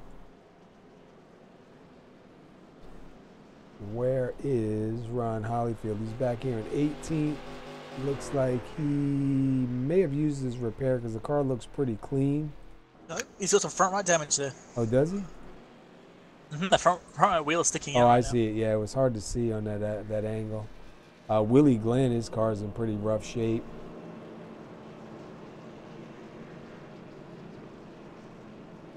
Take a look. Ronnie Osmer now back on the lead lap and currently scored 14th, and right in front of him is Mike Whitaker. Yeah, Mike was having some issues before. It looks like it may have cleared up for him, hopefully. That's the worst, man, when you start having connection issues. Oh, you always hate that. I was so mad last night, man. I think I was running third or fourth, and I started blinking really bad. And at one point, I knew I disappeared for a while, so I went down low. And when I came back out, I was at the back of the field. I was like, you know, my equipment does not want to run up front. I was so aggravated, man. You don't even know. Oh yeah, I hate it. When you blink too, you actually lose the draft from open. So like anyone trying to draft you, trying to draft anyone, it won't work anymore. Yeah, and like me, if I'm behind somebody and they start blinking really bad, you know, if it's just a flicker here and there, it's not so bad. But when they disappear for half a turn, you know, the only thing in my mind is I'm getting away from them. You know. Because you never know where they're going to come back out. And that's the only issue with sim racing is that, you know, you're depending on connections. And some of these, you know, we're all in different states and different companies, different things, different drunk drivers knocking down poles in different areas. I forget who it was. It was last year or the year before in one of the races that we were in, and one of the guys just disappeared, and it said his throughput fell, and he was out for, I think he missed the whole week. We were running 3 nights a week that year, and he was out. When he finally got back on and told us what happened, it was a drunk driver took out some poles on the road by his house. It took him a while to get everything straightened out. Just never know, man, what you depend upon, you know? So the lights are out, but I don't see these guys forming up. I see a lot of guys on the inside line.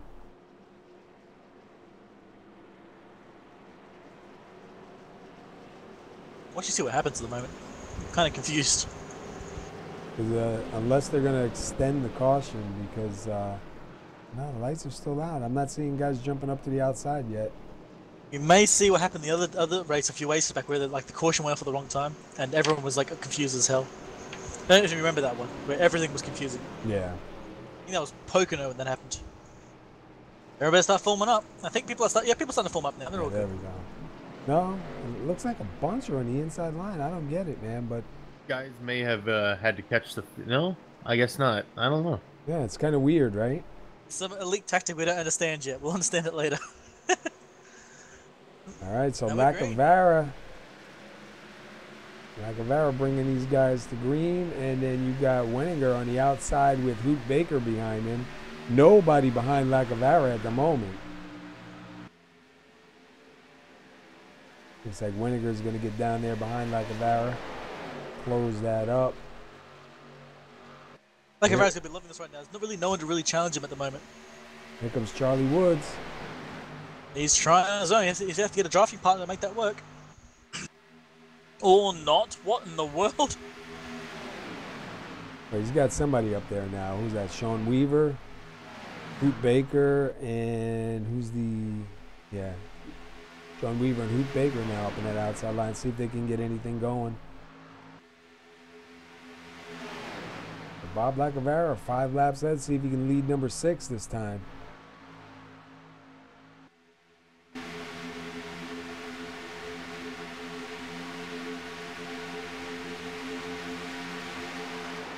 Man, that was close. Charlie Woods gets that lap. And what happened further back here? There's a whole pack further back. There's a lot of damaged cars back there which might be going on. Yeah, also that restart really, I don't know what happened, but we got really separated on that restart. There's still someone's still in draft range, so they might be all right. But there's definitely a few guys going to get left behind at this rate. And look at the 49 Robert Dudley going back to that outside. Oh, he's jumped back down. He was going back to that third lane again. You hear it calling his name.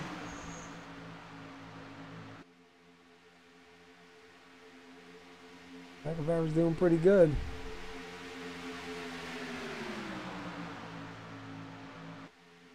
Lacavera back to the lead. 6 laps led that time. He takes it back from Charlie Woods. Charlie Woods dropping back just some. Ooh, that was close looking right there. I think that was Weniger. It looked like he swung it a little bit wide.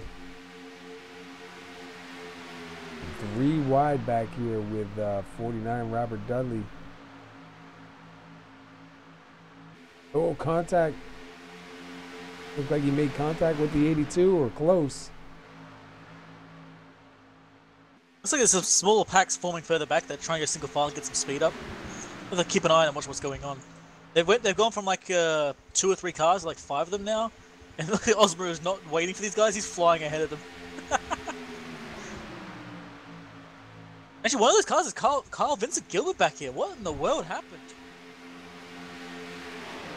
Yeah, I'm not sure. Like you said, got to be that start maybe.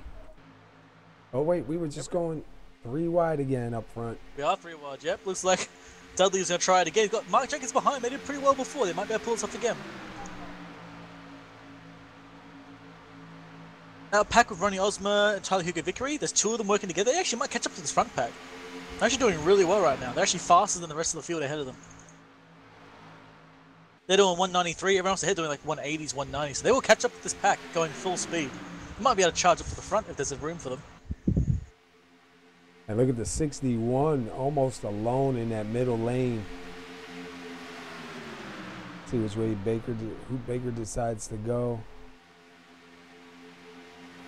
Look at Robert Dudley with that push from Jenkins, man. They are going to get out to the front.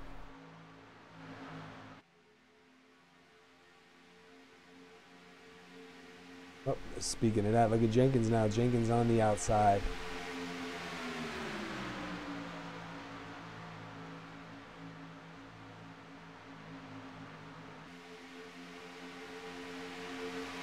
Guys, look at that. Ronnie Osmer has caught the back of the field. He is now pushing towards that outside line now.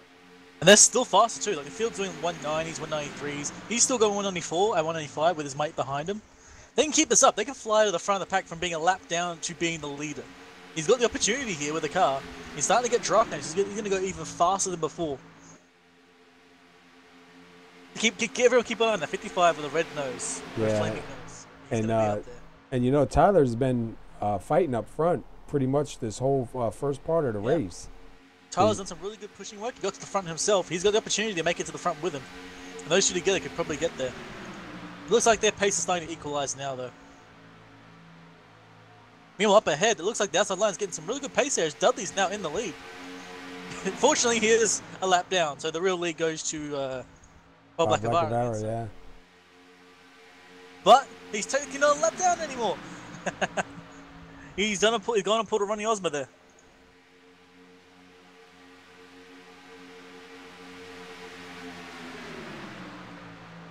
Look at that outside line, man. Wow. It just really seems to... Oh, it breaks up right there. Yeah, it's going to start falling apart as Dudley's now going to fall back again. He's just lost that lead. Charlie Woods down on the outside. Lacavara's going to take the inside again. Yeah, Dudley swung it a little bit too wide. These guys had a run, and that was it. Door closed. Like I said, Jenkins is now pushing the 61 of Charlie Woods back up front. They might get to the lead again. They've got a pretty good run.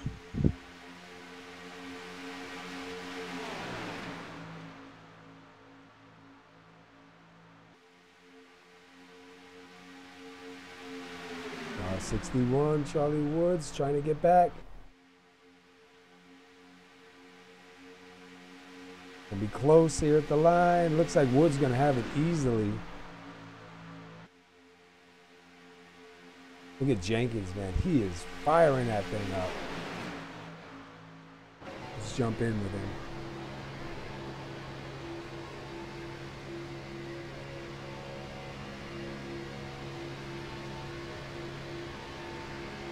Whoops.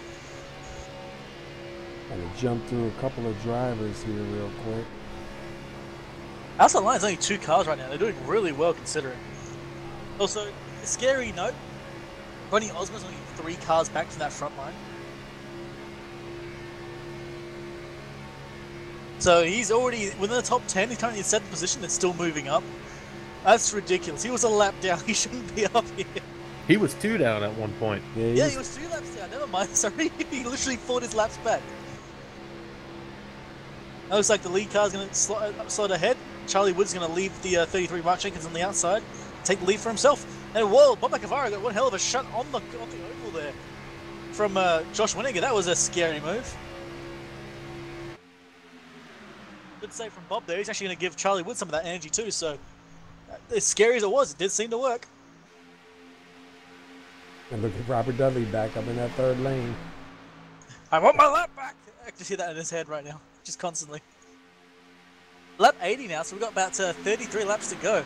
And scarily enough, Ronnie Osmer is technically in 6th position right now. Yeah, I'm actually kind of scared. Yeah, it didn't look like he was going to get back on the lead lap at one point, man, the way things were going. Yeah, and Robert Dudley's doing really well on the outside line considering. He's on his own again. Go back real quick a little further. You see Byron and Rodney. I wonder what happened with Byron and Kevin, unless they were just kind of riding it out back there a little bit.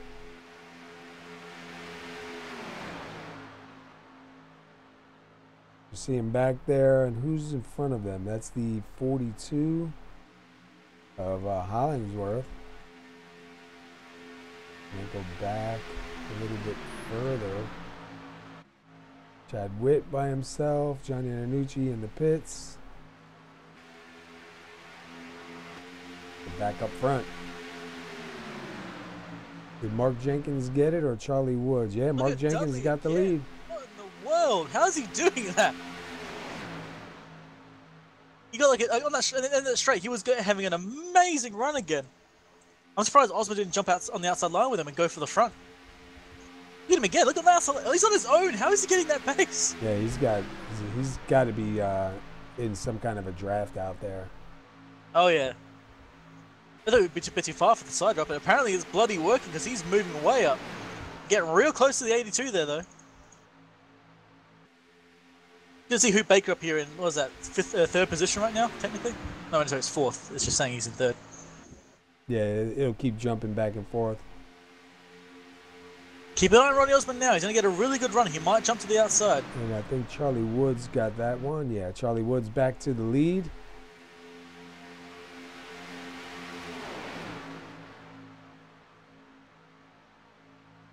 And here at the moment, everyone's just kind of waiting it out, I think. No one's really willing to make a move just yet. Near the end, this is where a mistake can cost you all the work you put in.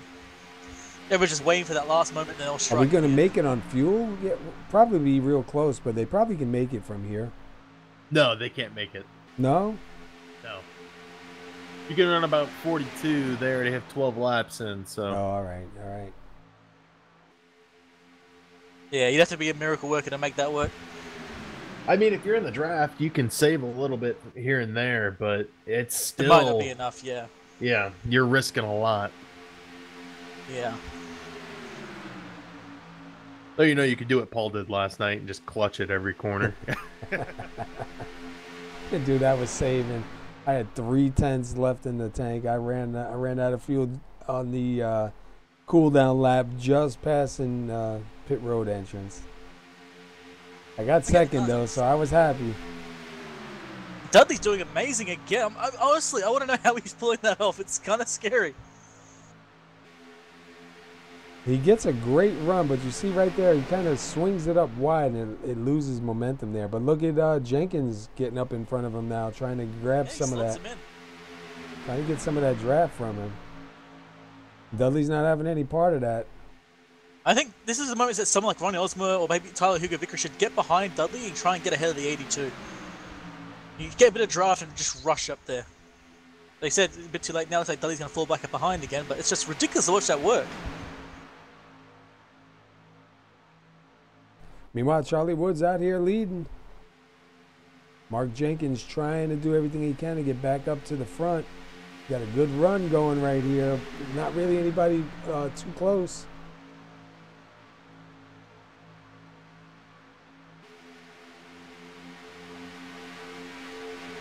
Wow. Inside line's definitely working. And you see Mark Jenkins trying so hard on that higher line to try and get something, but at the moment, Lacavara and Charlie Woods just too fast.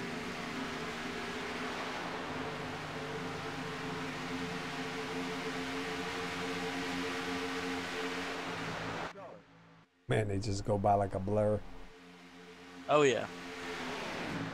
It's beautiful to watch.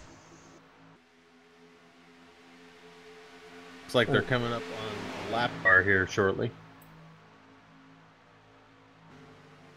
Yeah, it's Chad Witt in the 77. Oh yeah. Fortunately, he left on his own, so like you can just hear his car just driving calmly, like it's like on a Sunday drive. You can just hear the roar coming from behind him. And that is the 3 wide up front. boringest thing, man. Well, look at Jenkins jump to the outside to try to get some of that draft off of the 49. But look at Hoot Baker. He went way wide there. I think he scared Jenkins a bit, but he's going to take that inside line. He actually might get the lead almost. Oh, right next close. to Charlie Woods with an amazing run. And then gets in front of Mark Jenkins now. Ronnie Jones is looking at this, trying to find a way through for sure. There's no way he's going to sit there and just watch this happen in front of him and not go for position. And with all the guys as well, we've seen 37 there. Sean Weaver sticking his nose in a little bit.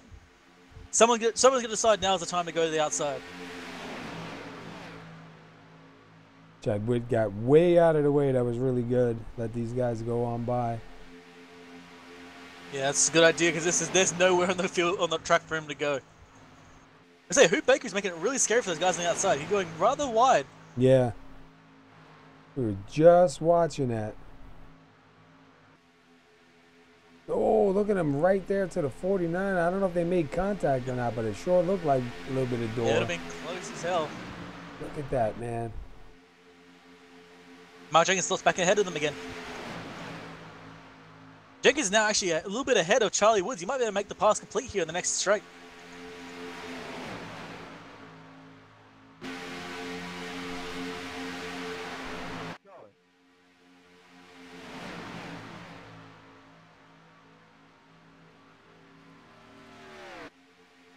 Here comes the 49 one more time. He ain't done till the end race is over. He wants that lap back. He scares me coming out of 4 right there. He gets so close to that outside wall. I keep waiting for him to hit it. I think when the race is done, you have to check the right side of that car. There might be like a hidden training wheel sticking out of it. Kind of roll it on the wall. Yeah. Like he's getting real close. He's doing it really, really, really well. We go back here to Paskowitz in 13th. Man, they are quite a ways back from the leader. Once you fall behind, you're never coming back. They're all single file, so they're definitely doing the right thing there to try to get caught back up. I think they're going to have to come up with some kind of a pit strategy here to Here's the thing, right? Their pace, they're doing 185 miles an hour around the corners. The leads are doing 190. Yeah, they're... It just adds up slowly over time. There's nothing you can do. I don't know what happened on that start, man, but it was confusing. I think everyone was like half asleep. Or maybe they actually were doing their taxes. I'm really not sure anymore. Take a look back from Mark Jenkins. They're really fighting there.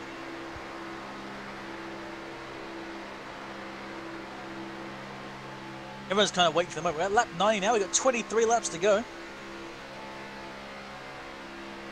And so far, no one has even blinked and tried to go for pits. So maybe they'll think they can make it on fuel. Maybe they're going to wait for like the last few laps and try and hope for a caution.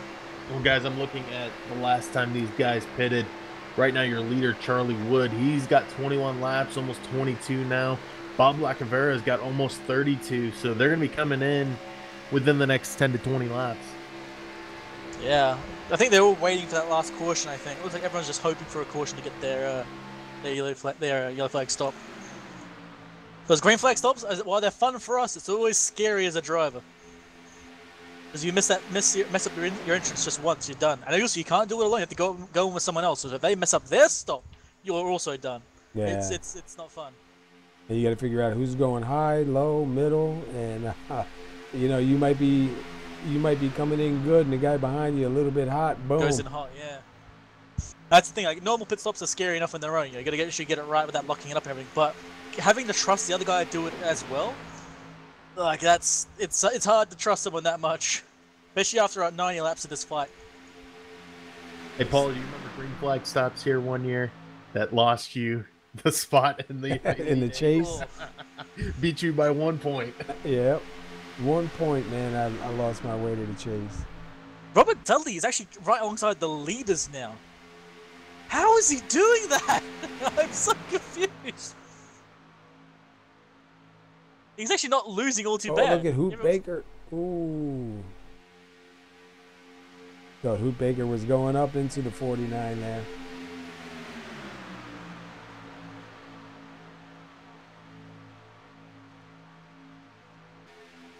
Yeah, so I guess everyone's trying to wait for that yellow flag because no one wants to pit yet. I didn't say that. What's going to the outside line? What's going on there? Oh, look at. He went to the outside line and just gave up. He was in the lead. Why did he do that for? Unless he's starting to plot for a pit stop. Oh, okay, hold on. I think I know what's going on. Him and Robert Dudley are in the same channel together. I think they're working together right now. This might be a plan to go in together. Or to bring Dudley up to the front. Yeah, because when you're... Or not. God damn it, Dudley. Stop proving me wrong, Dudley. A weird call from Charlie. Maybe Charlie thinks he's actually going to run out of fuel. He's not trying to stretch it. So the 93 of Wenninger give Lacavera a little push. Lacavera got a little wiggle out of it, but they didn't. They kept it going.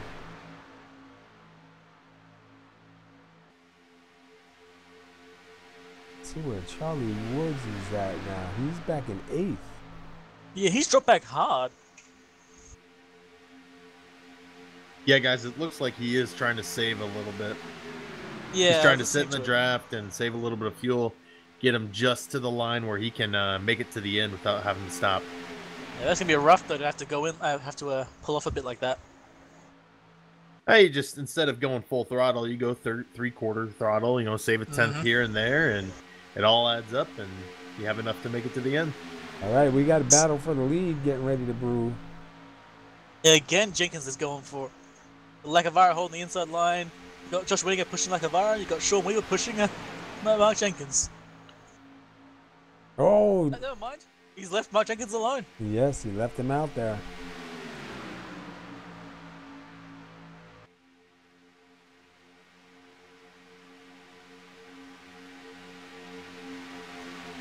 I'm waiting to see if anyone actually goes to the pit. I'm thinking everyone's going to try and stay out. Like, at this point, everyone's just hoping to stay out for a caution or to the end. Well, Bob Lacavera's got about 6 laps, and he's going to have to make a stop.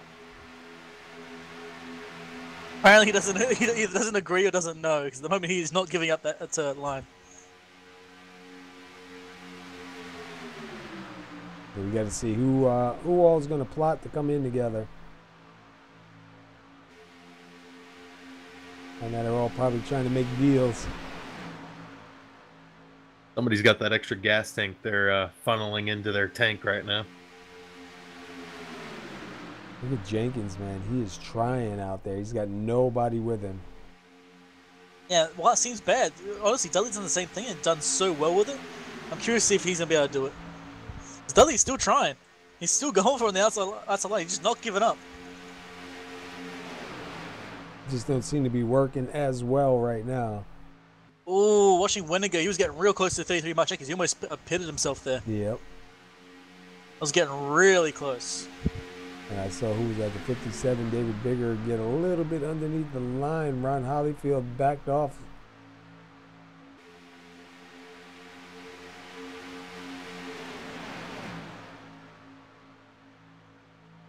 Bob Lacavera looked like he was trying to hold off both lines.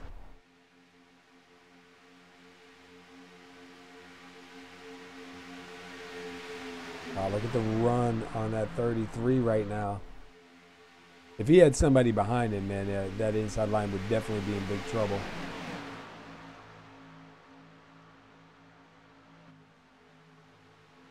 Baker's trying to catch up to him. He's there he goes. He's starting to make a little bit of headway now. Just watching and waiting to see. This is very interesting. You've got about 16 laps left. At this point, no one's pitting, I think. Like, it's too late. Everyone's going to do their best to try and stretch it out. I don't think they can even stretch it and make it work here, because you're going to have 46 laps on this tank of fuel. The most we've seen anybody go today is 42. Yeah, but I think at this point, no one's going to go for it. Like, everyone's going to stay out. It's just too late. You would have pitted early if you think you're going to be able to do it. I just think everybody's waiting to see who's going first. Yeah. If one goes in, maybe everyone will go in, but I'm not sure, to be honest, man. We even went to the outside line. They actually can start coaching up to Mark Jenkins now.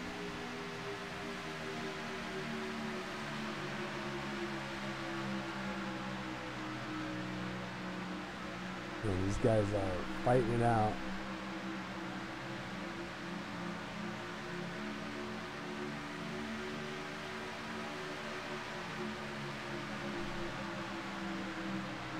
Look at that run with Jenkins. It's working. He's pushing them up.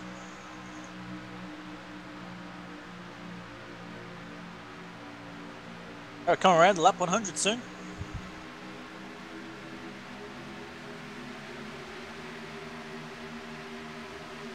Still 3 wide back there.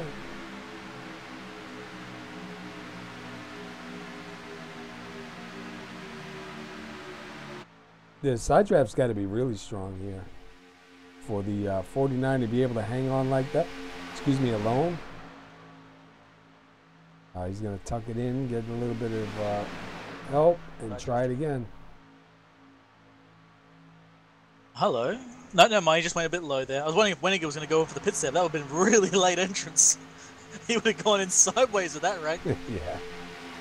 Let's go back to Paskowitz and them guys. They're still back there quite a ways.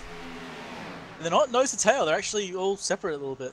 Yeah, Byron Rodney and him are on the outside, and I think they're trying to get in front of this line. But if you look back from them, like look back from, who is that? Chad Witt.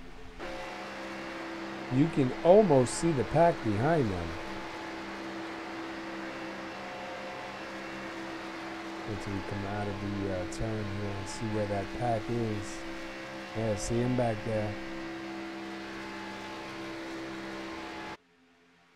So it's definitely interesting to see how those guys that were up in the front and that fast to be that far back. Yeah, just that one restart. Everyone was like, some people went awake, some people had damaged cars. There's a little too much time lost, and all of a sudden they're so far back, it's like they're in another world now. Tell you what, Lacavera's doing a good job hanging on to that lead. Jenkins has been a threat for a while now. Lacavera's been able to hold on to it. Because you can actually see from Lacavera's perspective, you can see those cars ahead of him now. Let's jump inside. See those cars ahead of him. Let's jump in with Lacavera. You can just see them around the corner, so they get closer. This might shake a lot of things up, because there's about 5 cars there.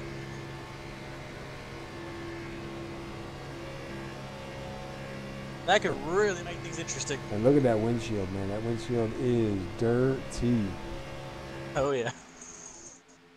At that point, you're driving by feel. You can't see a thing. Wow, look how close Lacavera and Jenkins get to each other. I just went on an excursion to find the dirtiest windshield. But I think it actually might just be Lacavera's. And look, they are closing in on them. This is going to be interesting to see how and what they do. Do they just get onto the back of this pack and speed that pack up, or do they try to work their way through? Guys, we're going to start seeing pit stops. That is, I heard Dave Big call it, yeah. Oh, here we go. Here we go. People had to do it. That's unfortunate. Lacavera's in. Weniger's in. We need to get it around. They came in all clean. Sean Weaver, David Bigger, Hoot Baker.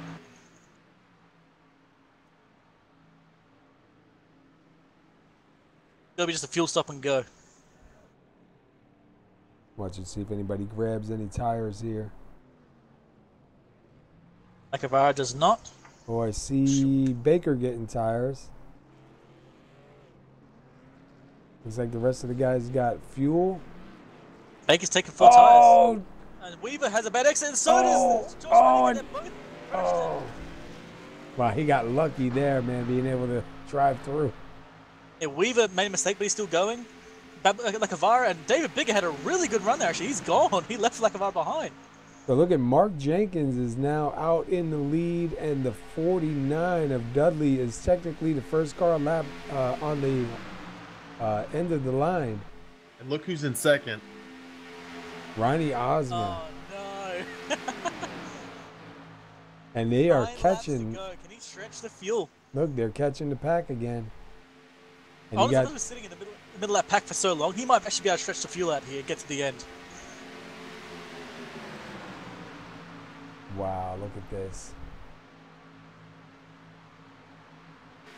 This is amazing to watch. Yeah, Tyler Hugo Vickery's still there behind Osmond. They've been working together since that last restart, and they've been together the whole time. And Chris Bouchard, he's actually honestly had a really quiet race. I barely see much of him. But here he is in 4th place, right behind these guys. I was just going to say, I took a look and saw his car there. I was like, wow, he's up here in 4th. And look, there's a 707 right there in 5th, sitting in a good spot. They're all within striking range, but are they going to have enough fuel? It's going to be real close. 9 laps to go, man. What do you think, Steve? You think they can stretch it a little bit more?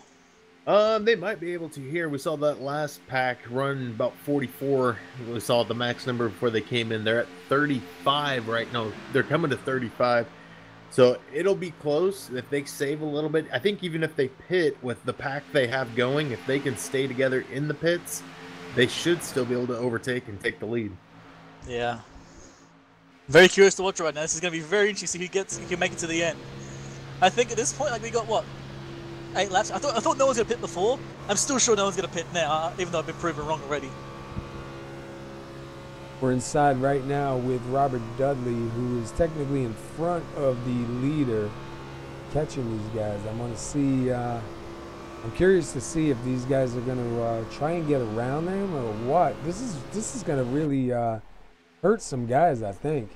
And look at this pack ahead. I don't know if... The pack is too wide now. They're slowing everyone down.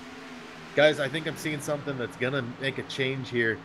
That lead pack, you saw Robert Dudley pull away from them. Oh, Robert Dudley into the wall hard. Yeah, he got away from that. Oh, he blew his engine. Oh, man. Oh, That he is pulled an down in front of Oh. No! He's off the track. It should not cause a safety car. Wow. Guys, we have a new leader right now. And at the moment, this pack's getting messy because they're lapping a big field now of slower cars. They are flying through. I don't even know where the leader is anymore. Ronnie Osmond. Osmond's in the lead in the middle of this pack that was slow behind him. Wow. And they've got 6 laps to go. I think Osmer was mad that he was a lap down. He put all these guys a lap down. I think Osmond's not even going to try and get past it. He's just going to push... Oh, Kevin Paskowitz. Where's he going? Hard into the inside wall. What happened to Kevin? Okay, look. Back it up real quick. Great for that caution at 5 to go. What happened with Kevin? All of a sudden, he just went to the inside. Turn left and that was it. Yeah, nothing happened. Just turn hard left. Must be something. Maybe he had a problem with his wheel or something, you know? Yeah, he had an immediate disconnect. Yeah. Oh, man. Yeah, he must. Maybe his screen went black or something. But yeah, now you got Osmer, Hugo Vickery, Bouchard, all fighting out. The first 3 are pretty much on their own now. Whitaker's right behind him as well, but like there's so many slower cars around him. It's just becoming an absolute mess.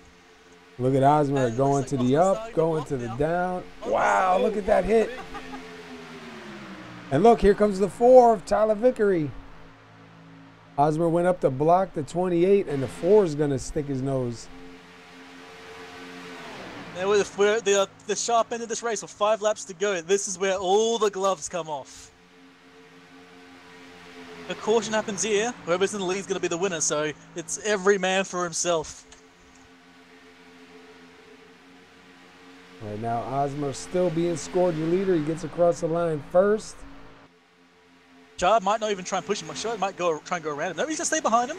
No, the only reason I would see Osmer wanting to stay on that high line is look at this pack in front of them. They got 1 car up top, 3 down bottom.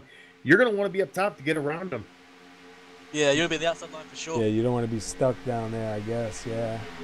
I think it's twofold. It's blocking Bouchard and getting on the outside of that pack ahead. Because Bouchard was having an amazing run there. Now to see how it goes. If any caution hits now, this will pretty much be how the session will finish. Oh, look at Bouchard going to jump down. He's left running on his own now. Here comes the 707. He'll pick him up. Yeah, So Mike Whitaker 7 might start pushing Ronnie here. Yeah, and the 707 was good. It was good earlier before he had that connection issues. He was a good pusher. He's have to catch up quick because it looks like Osmer's losing pace slowly to Bouchard. In the middle there, Aiden Patterson is actually a lap down, so he's actually not fighting for position there, but he's in the middle of all this, helping out at the moment. Tyler Hugh, Vickery, get the victory. Vickery, get the victory. Oh my god. Say that fast. Oh, please no. I have no trouble with English as it is. And that Bouchard's on the outside line. He doesn't want to be behind Ronnie Osmer.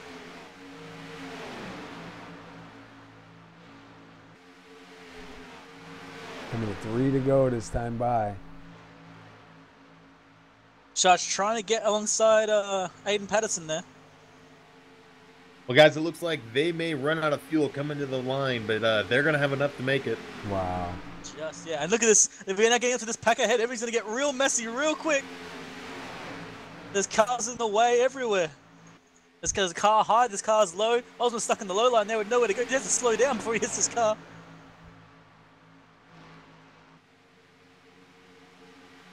He's going to want to hurry up because Mike Whitaker is flying up to him. You paid for the whole seat.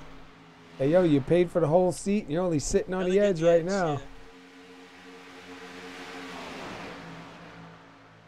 This is getting real messy real quick. Lacavara's here. This pack was the guys who pitted. So Lacavara, Weaver. Got David Bigger here as well. They were watching the leaders just go past them, running on fumes pretty much at this point. Honestly, Aiden Patterson, by the way, is actually in the lead right now, even though he's actually not on the same lap. Wow, Chris Bouchard got the lead that time.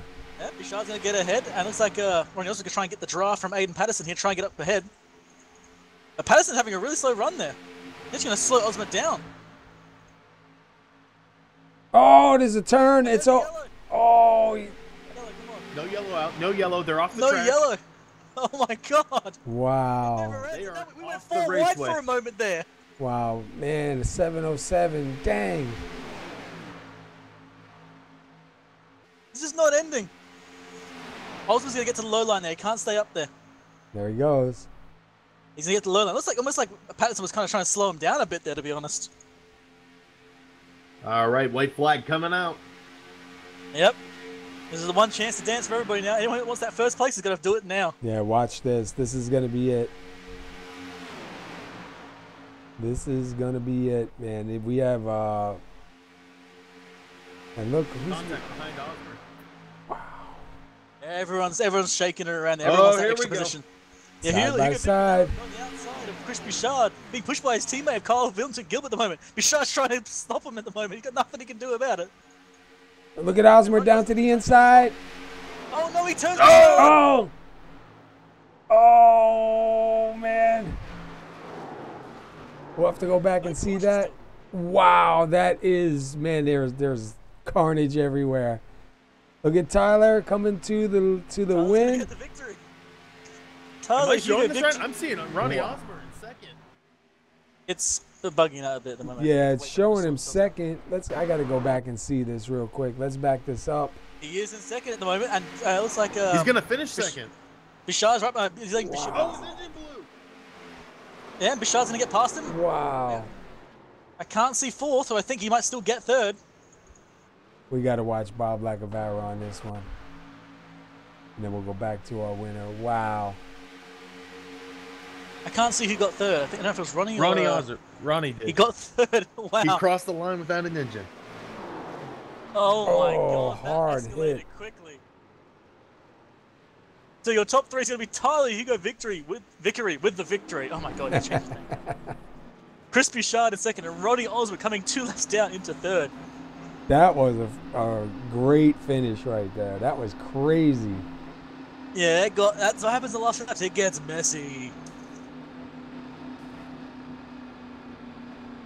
There's so many dead cars in the last lap, as expected.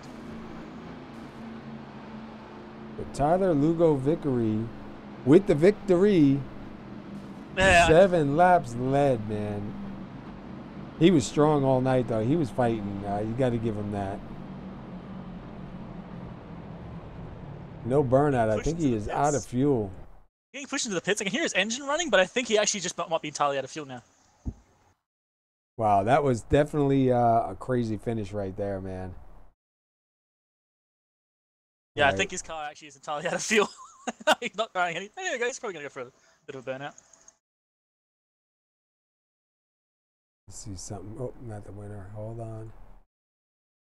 Take a quick look at Ronnie Osmer. He had 3 laps led. Wow. I don't know if he's got anything to do burnouts with. I think Kyle Vince is doing the burnouts for him because he's got nothing. Yeah, he looked like he pushed him into the pits here. All right, let me see if I can get Ronnie Osmer. Gilbert's doing the burnout for him. Ronnie Osmer, SR Booth, you got a copy? Yes, sir. Hey, man, first of all, good to see you out here tonight. We weren't sure if you were going to be here. We were filled in on your bet that you had going on, and you got that lap down. And then for a while there, it looked like you weren't going to be able to get back. Did a great job, dude, man, right up until the end. That was a crazy finish, man. You got third. Man, tell us what was going on out there. It was a crazy race. I always loved super speedway racing, and I always feel like I'm one of the best when it comes to it, and can compete with anyone and beat anyone. So that's why I always feel confident doing super speedways. I won the Daytona truck race last season, and I got taken out twice, and I was down 2 laps. I still came back to win it. And this race pretty much was everybody on the team was worrying about fuel strategy and everything. Everybody else tried to lay back, and me and Tyler were going to the front. We wanted to stay with the lead pack, and pretty much that whole run, I was telling Tyler, I'm probably not going to make it because I was always leading him, and he said he was going to make it. So I was telling him it was either going to be me or him winning, and I feel bad for Bouchard at the end. I dove to the bottom. He left it open, and as soon as my nose was there, he came down. Unfortunately, and I probably could have got second if I didn't run out of fuel in the tri-oval. Yeah, we're showing you second there for a little bit, but then he grabbed that position from you. But, man, I tell you what, that was a good move there at the end. We thought you were going to get down underneath him in time, too. And when we saw that close up like that, it just was on from there. But I'll tell you what, man, that was an exciting finish. That was definitely a great race, man. It's good to see. We were talking earlier. We weren't sure that you were going to be racing if you were back at school yet or not. And I was like, wow, dude, that's crazy. And then when the race admins told us about the bet and you going down I'll tell you what, honestly, we were talking for a little bit. I think you got to 2 laps down or just about 2 laps down, and it didn't look good, man, but it was still a long way to go. But not a bad finish, man. 3rd place here. You looked really good out there, man, working your way back through the field. Like I said, it's always fun running on super speedways, and no matter how many laps down, you're always still in it, as long as other people aren't lapped down. And it's just kept in it, stayed with it, kept my car clean, and made the moves I had to make.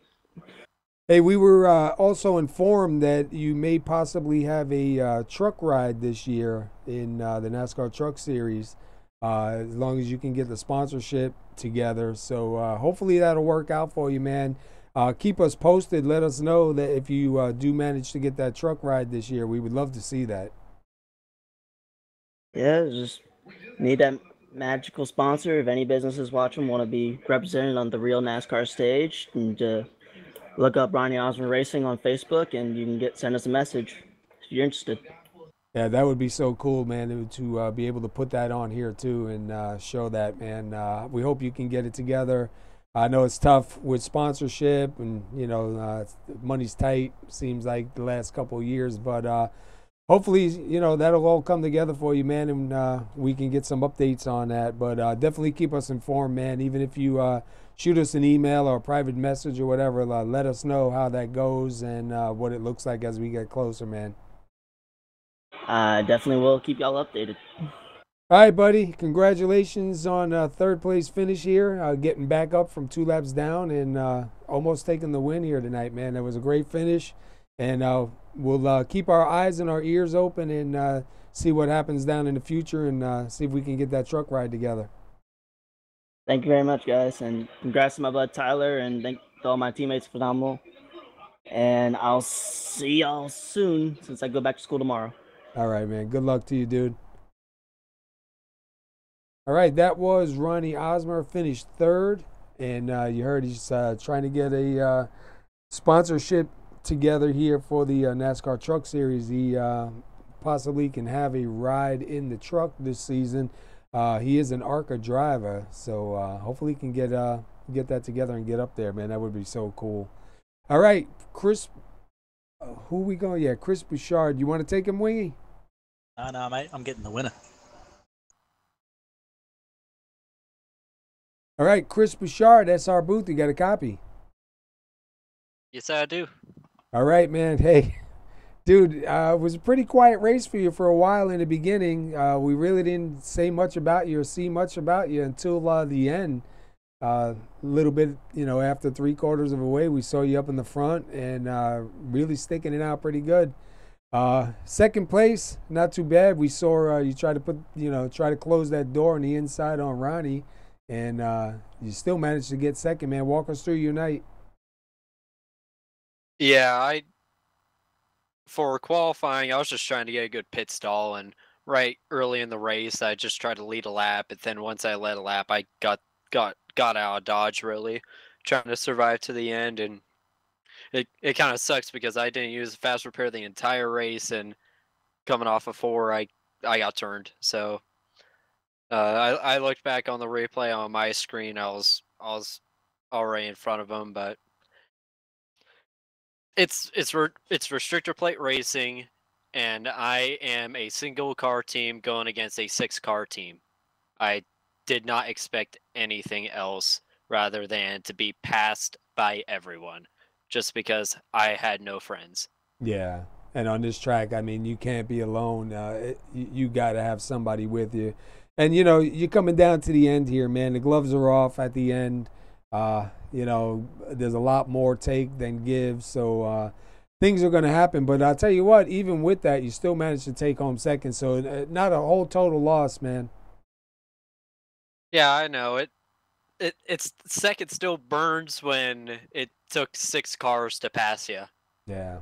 So that's I can't say anything right in this case because just because I like all those guys over there. It's just when I got the white flag and I looked on my relative and I see Vickery, Gilbert, Rosmer, like that. Those are 3 teammates right behind me. Went a lap down. I wasn't gonna win. I knew coming off of 2 that the only thing I could do is throw a block and then get hope down it to works, the bottom, right? hopefully, and hope it worked. But Yeah. just wrong place, wrong time. Well, not bad. It sucks because this is like the 4th race I've run against these guys, and I finished second to a phenomenal evolution driver each time at Talladega, it seems. So it's actually pretty funny after I think about it that I'm just always finishing second to them here. So I might as well just like not show up for this anymore if I'm just gonna run second.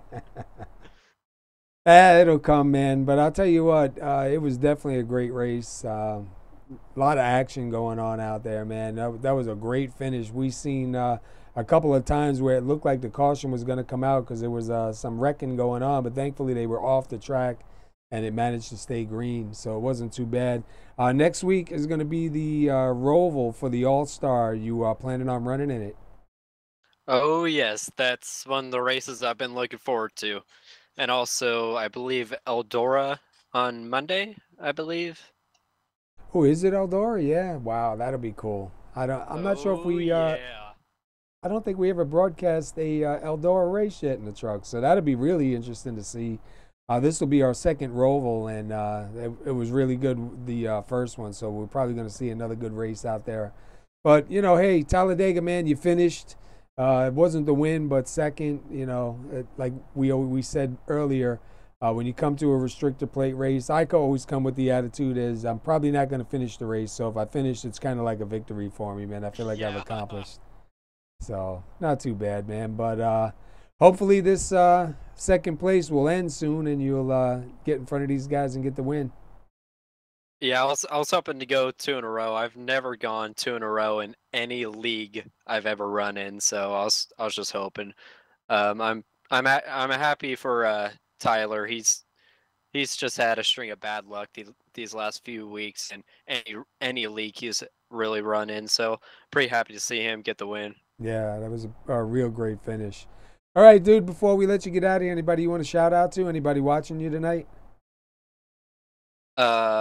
Sports Diesel, Lucas Oil Racing TV, Ford, KP for putting on the league, you guys for broadcasting it. You guys do an awesome job. I'm probably gonna go watch the broadcast after I decompose a little. I hear you, man. All right, well, we'll look for you on Monday, and then we'll look for you next week at the Roval, man. Good luck to you, and thanks for talking with us. Thank you. All right. All right, that was Chris Bouchard. He finishes second here. All right, Wingy, you got the winner, buddy. Yeah, Tyler Vickery. Hey, Tyler, brother, you got a copy? Yes, I do. I gotta say, man, it's gonna feel good. First place. Right at the end, too. That was nerve-wracking beyond belief, to say the least. Fuel mileage I couldn't have run out of fuel at the perfect moment, I should say. I was gonna ask, how much fuel did you have left when you hit the line? Or did you run out on the line? I sputtered like a foot or two. I started sputtering a foot or two from the line. Man, that is insane. Absolute good mileage for sure, man. What was the plan at the start? Was it just like to survive? Were you planning on working with Ronnie, or was it just get to the end? Well, it was more at the start, especially with how Talladega is. It's more survival at the start, and then I was still working with Ronnie and the rest of the guys that I'm with for Phenomenal Evolution. Mainly working with them, but at the same time, I'm better off as a strategist driver, so I'm more focused on like fuel strategy and where I can be able to make the moves that'll work for me, that could give me this opportunity, and definitely worked tonight. Oh yeah, for the middle of that race, you were working with Ronnie for a very big portion of it. Was that like a plan, or was that just like you just kind of like decided to do after a while? It was more like a plan, because especially when Ronnie said earlier, with him racing real life, when he ran last year, well, since it's going to be this Speedway last year, I was out there in Daytona, as I live 45 minutes away from Daytona. I went out there, hung out with Ronnie and everything, and I was doing as much as I could to help him out with getting ready for the ARCA race and everything. So it was more Ronnie and I knew how we react and what we can be able to do with racing around each other, even when I first started racing with Ronnie. So it was more working with him most of the race and trying to see who can make it to the line, because I knew Ronnie was good with restrictor plates, and as well as me. So it was more of who can make it, especially with that last pit stop with 10 to go. I gotta ask, like that near the end there, you and Ronnie, at any point did you decide maybe we should pit, or was it just no? We're gonna sputter, or we're gonna make it? With the 10 to go, with looking at how strategy wise, one of our other teammates, Kyle Gilbert, was telling us that we should pit like right at 1 to go, and then just hope to make it to the end, because it was going to be close. And when I looked at my field, it was for shout out to Joe Real Timing, because I was using that. It was telling me I had about another half a gallon of fuel roughly, and that's didn't calculate for a lot of the other long fuel runs. So I took my chance, dove in, topped it off, and we were hoping that we can make it to the end. And the rest of our teammates wanted to be a little bit more conservative, and then Ronnie and I were like, well, let's just try to stay up to the front of the pack. And we knew we had a few others, Bouchard, Whitaker, and then I want to say the 33 also came in as well to pit at the same time. So we're like, we might as well stay up in the front, do what we can to be able to stay in the lead pack. And we knew the lead pack was going to have the pit, so it definitely was a big strategy call. It was more whoever can make it first, just try to make it before we run out of fuel. Fair enough, mate. Well, hey, look, next week apparently I think it's at the Roval next week.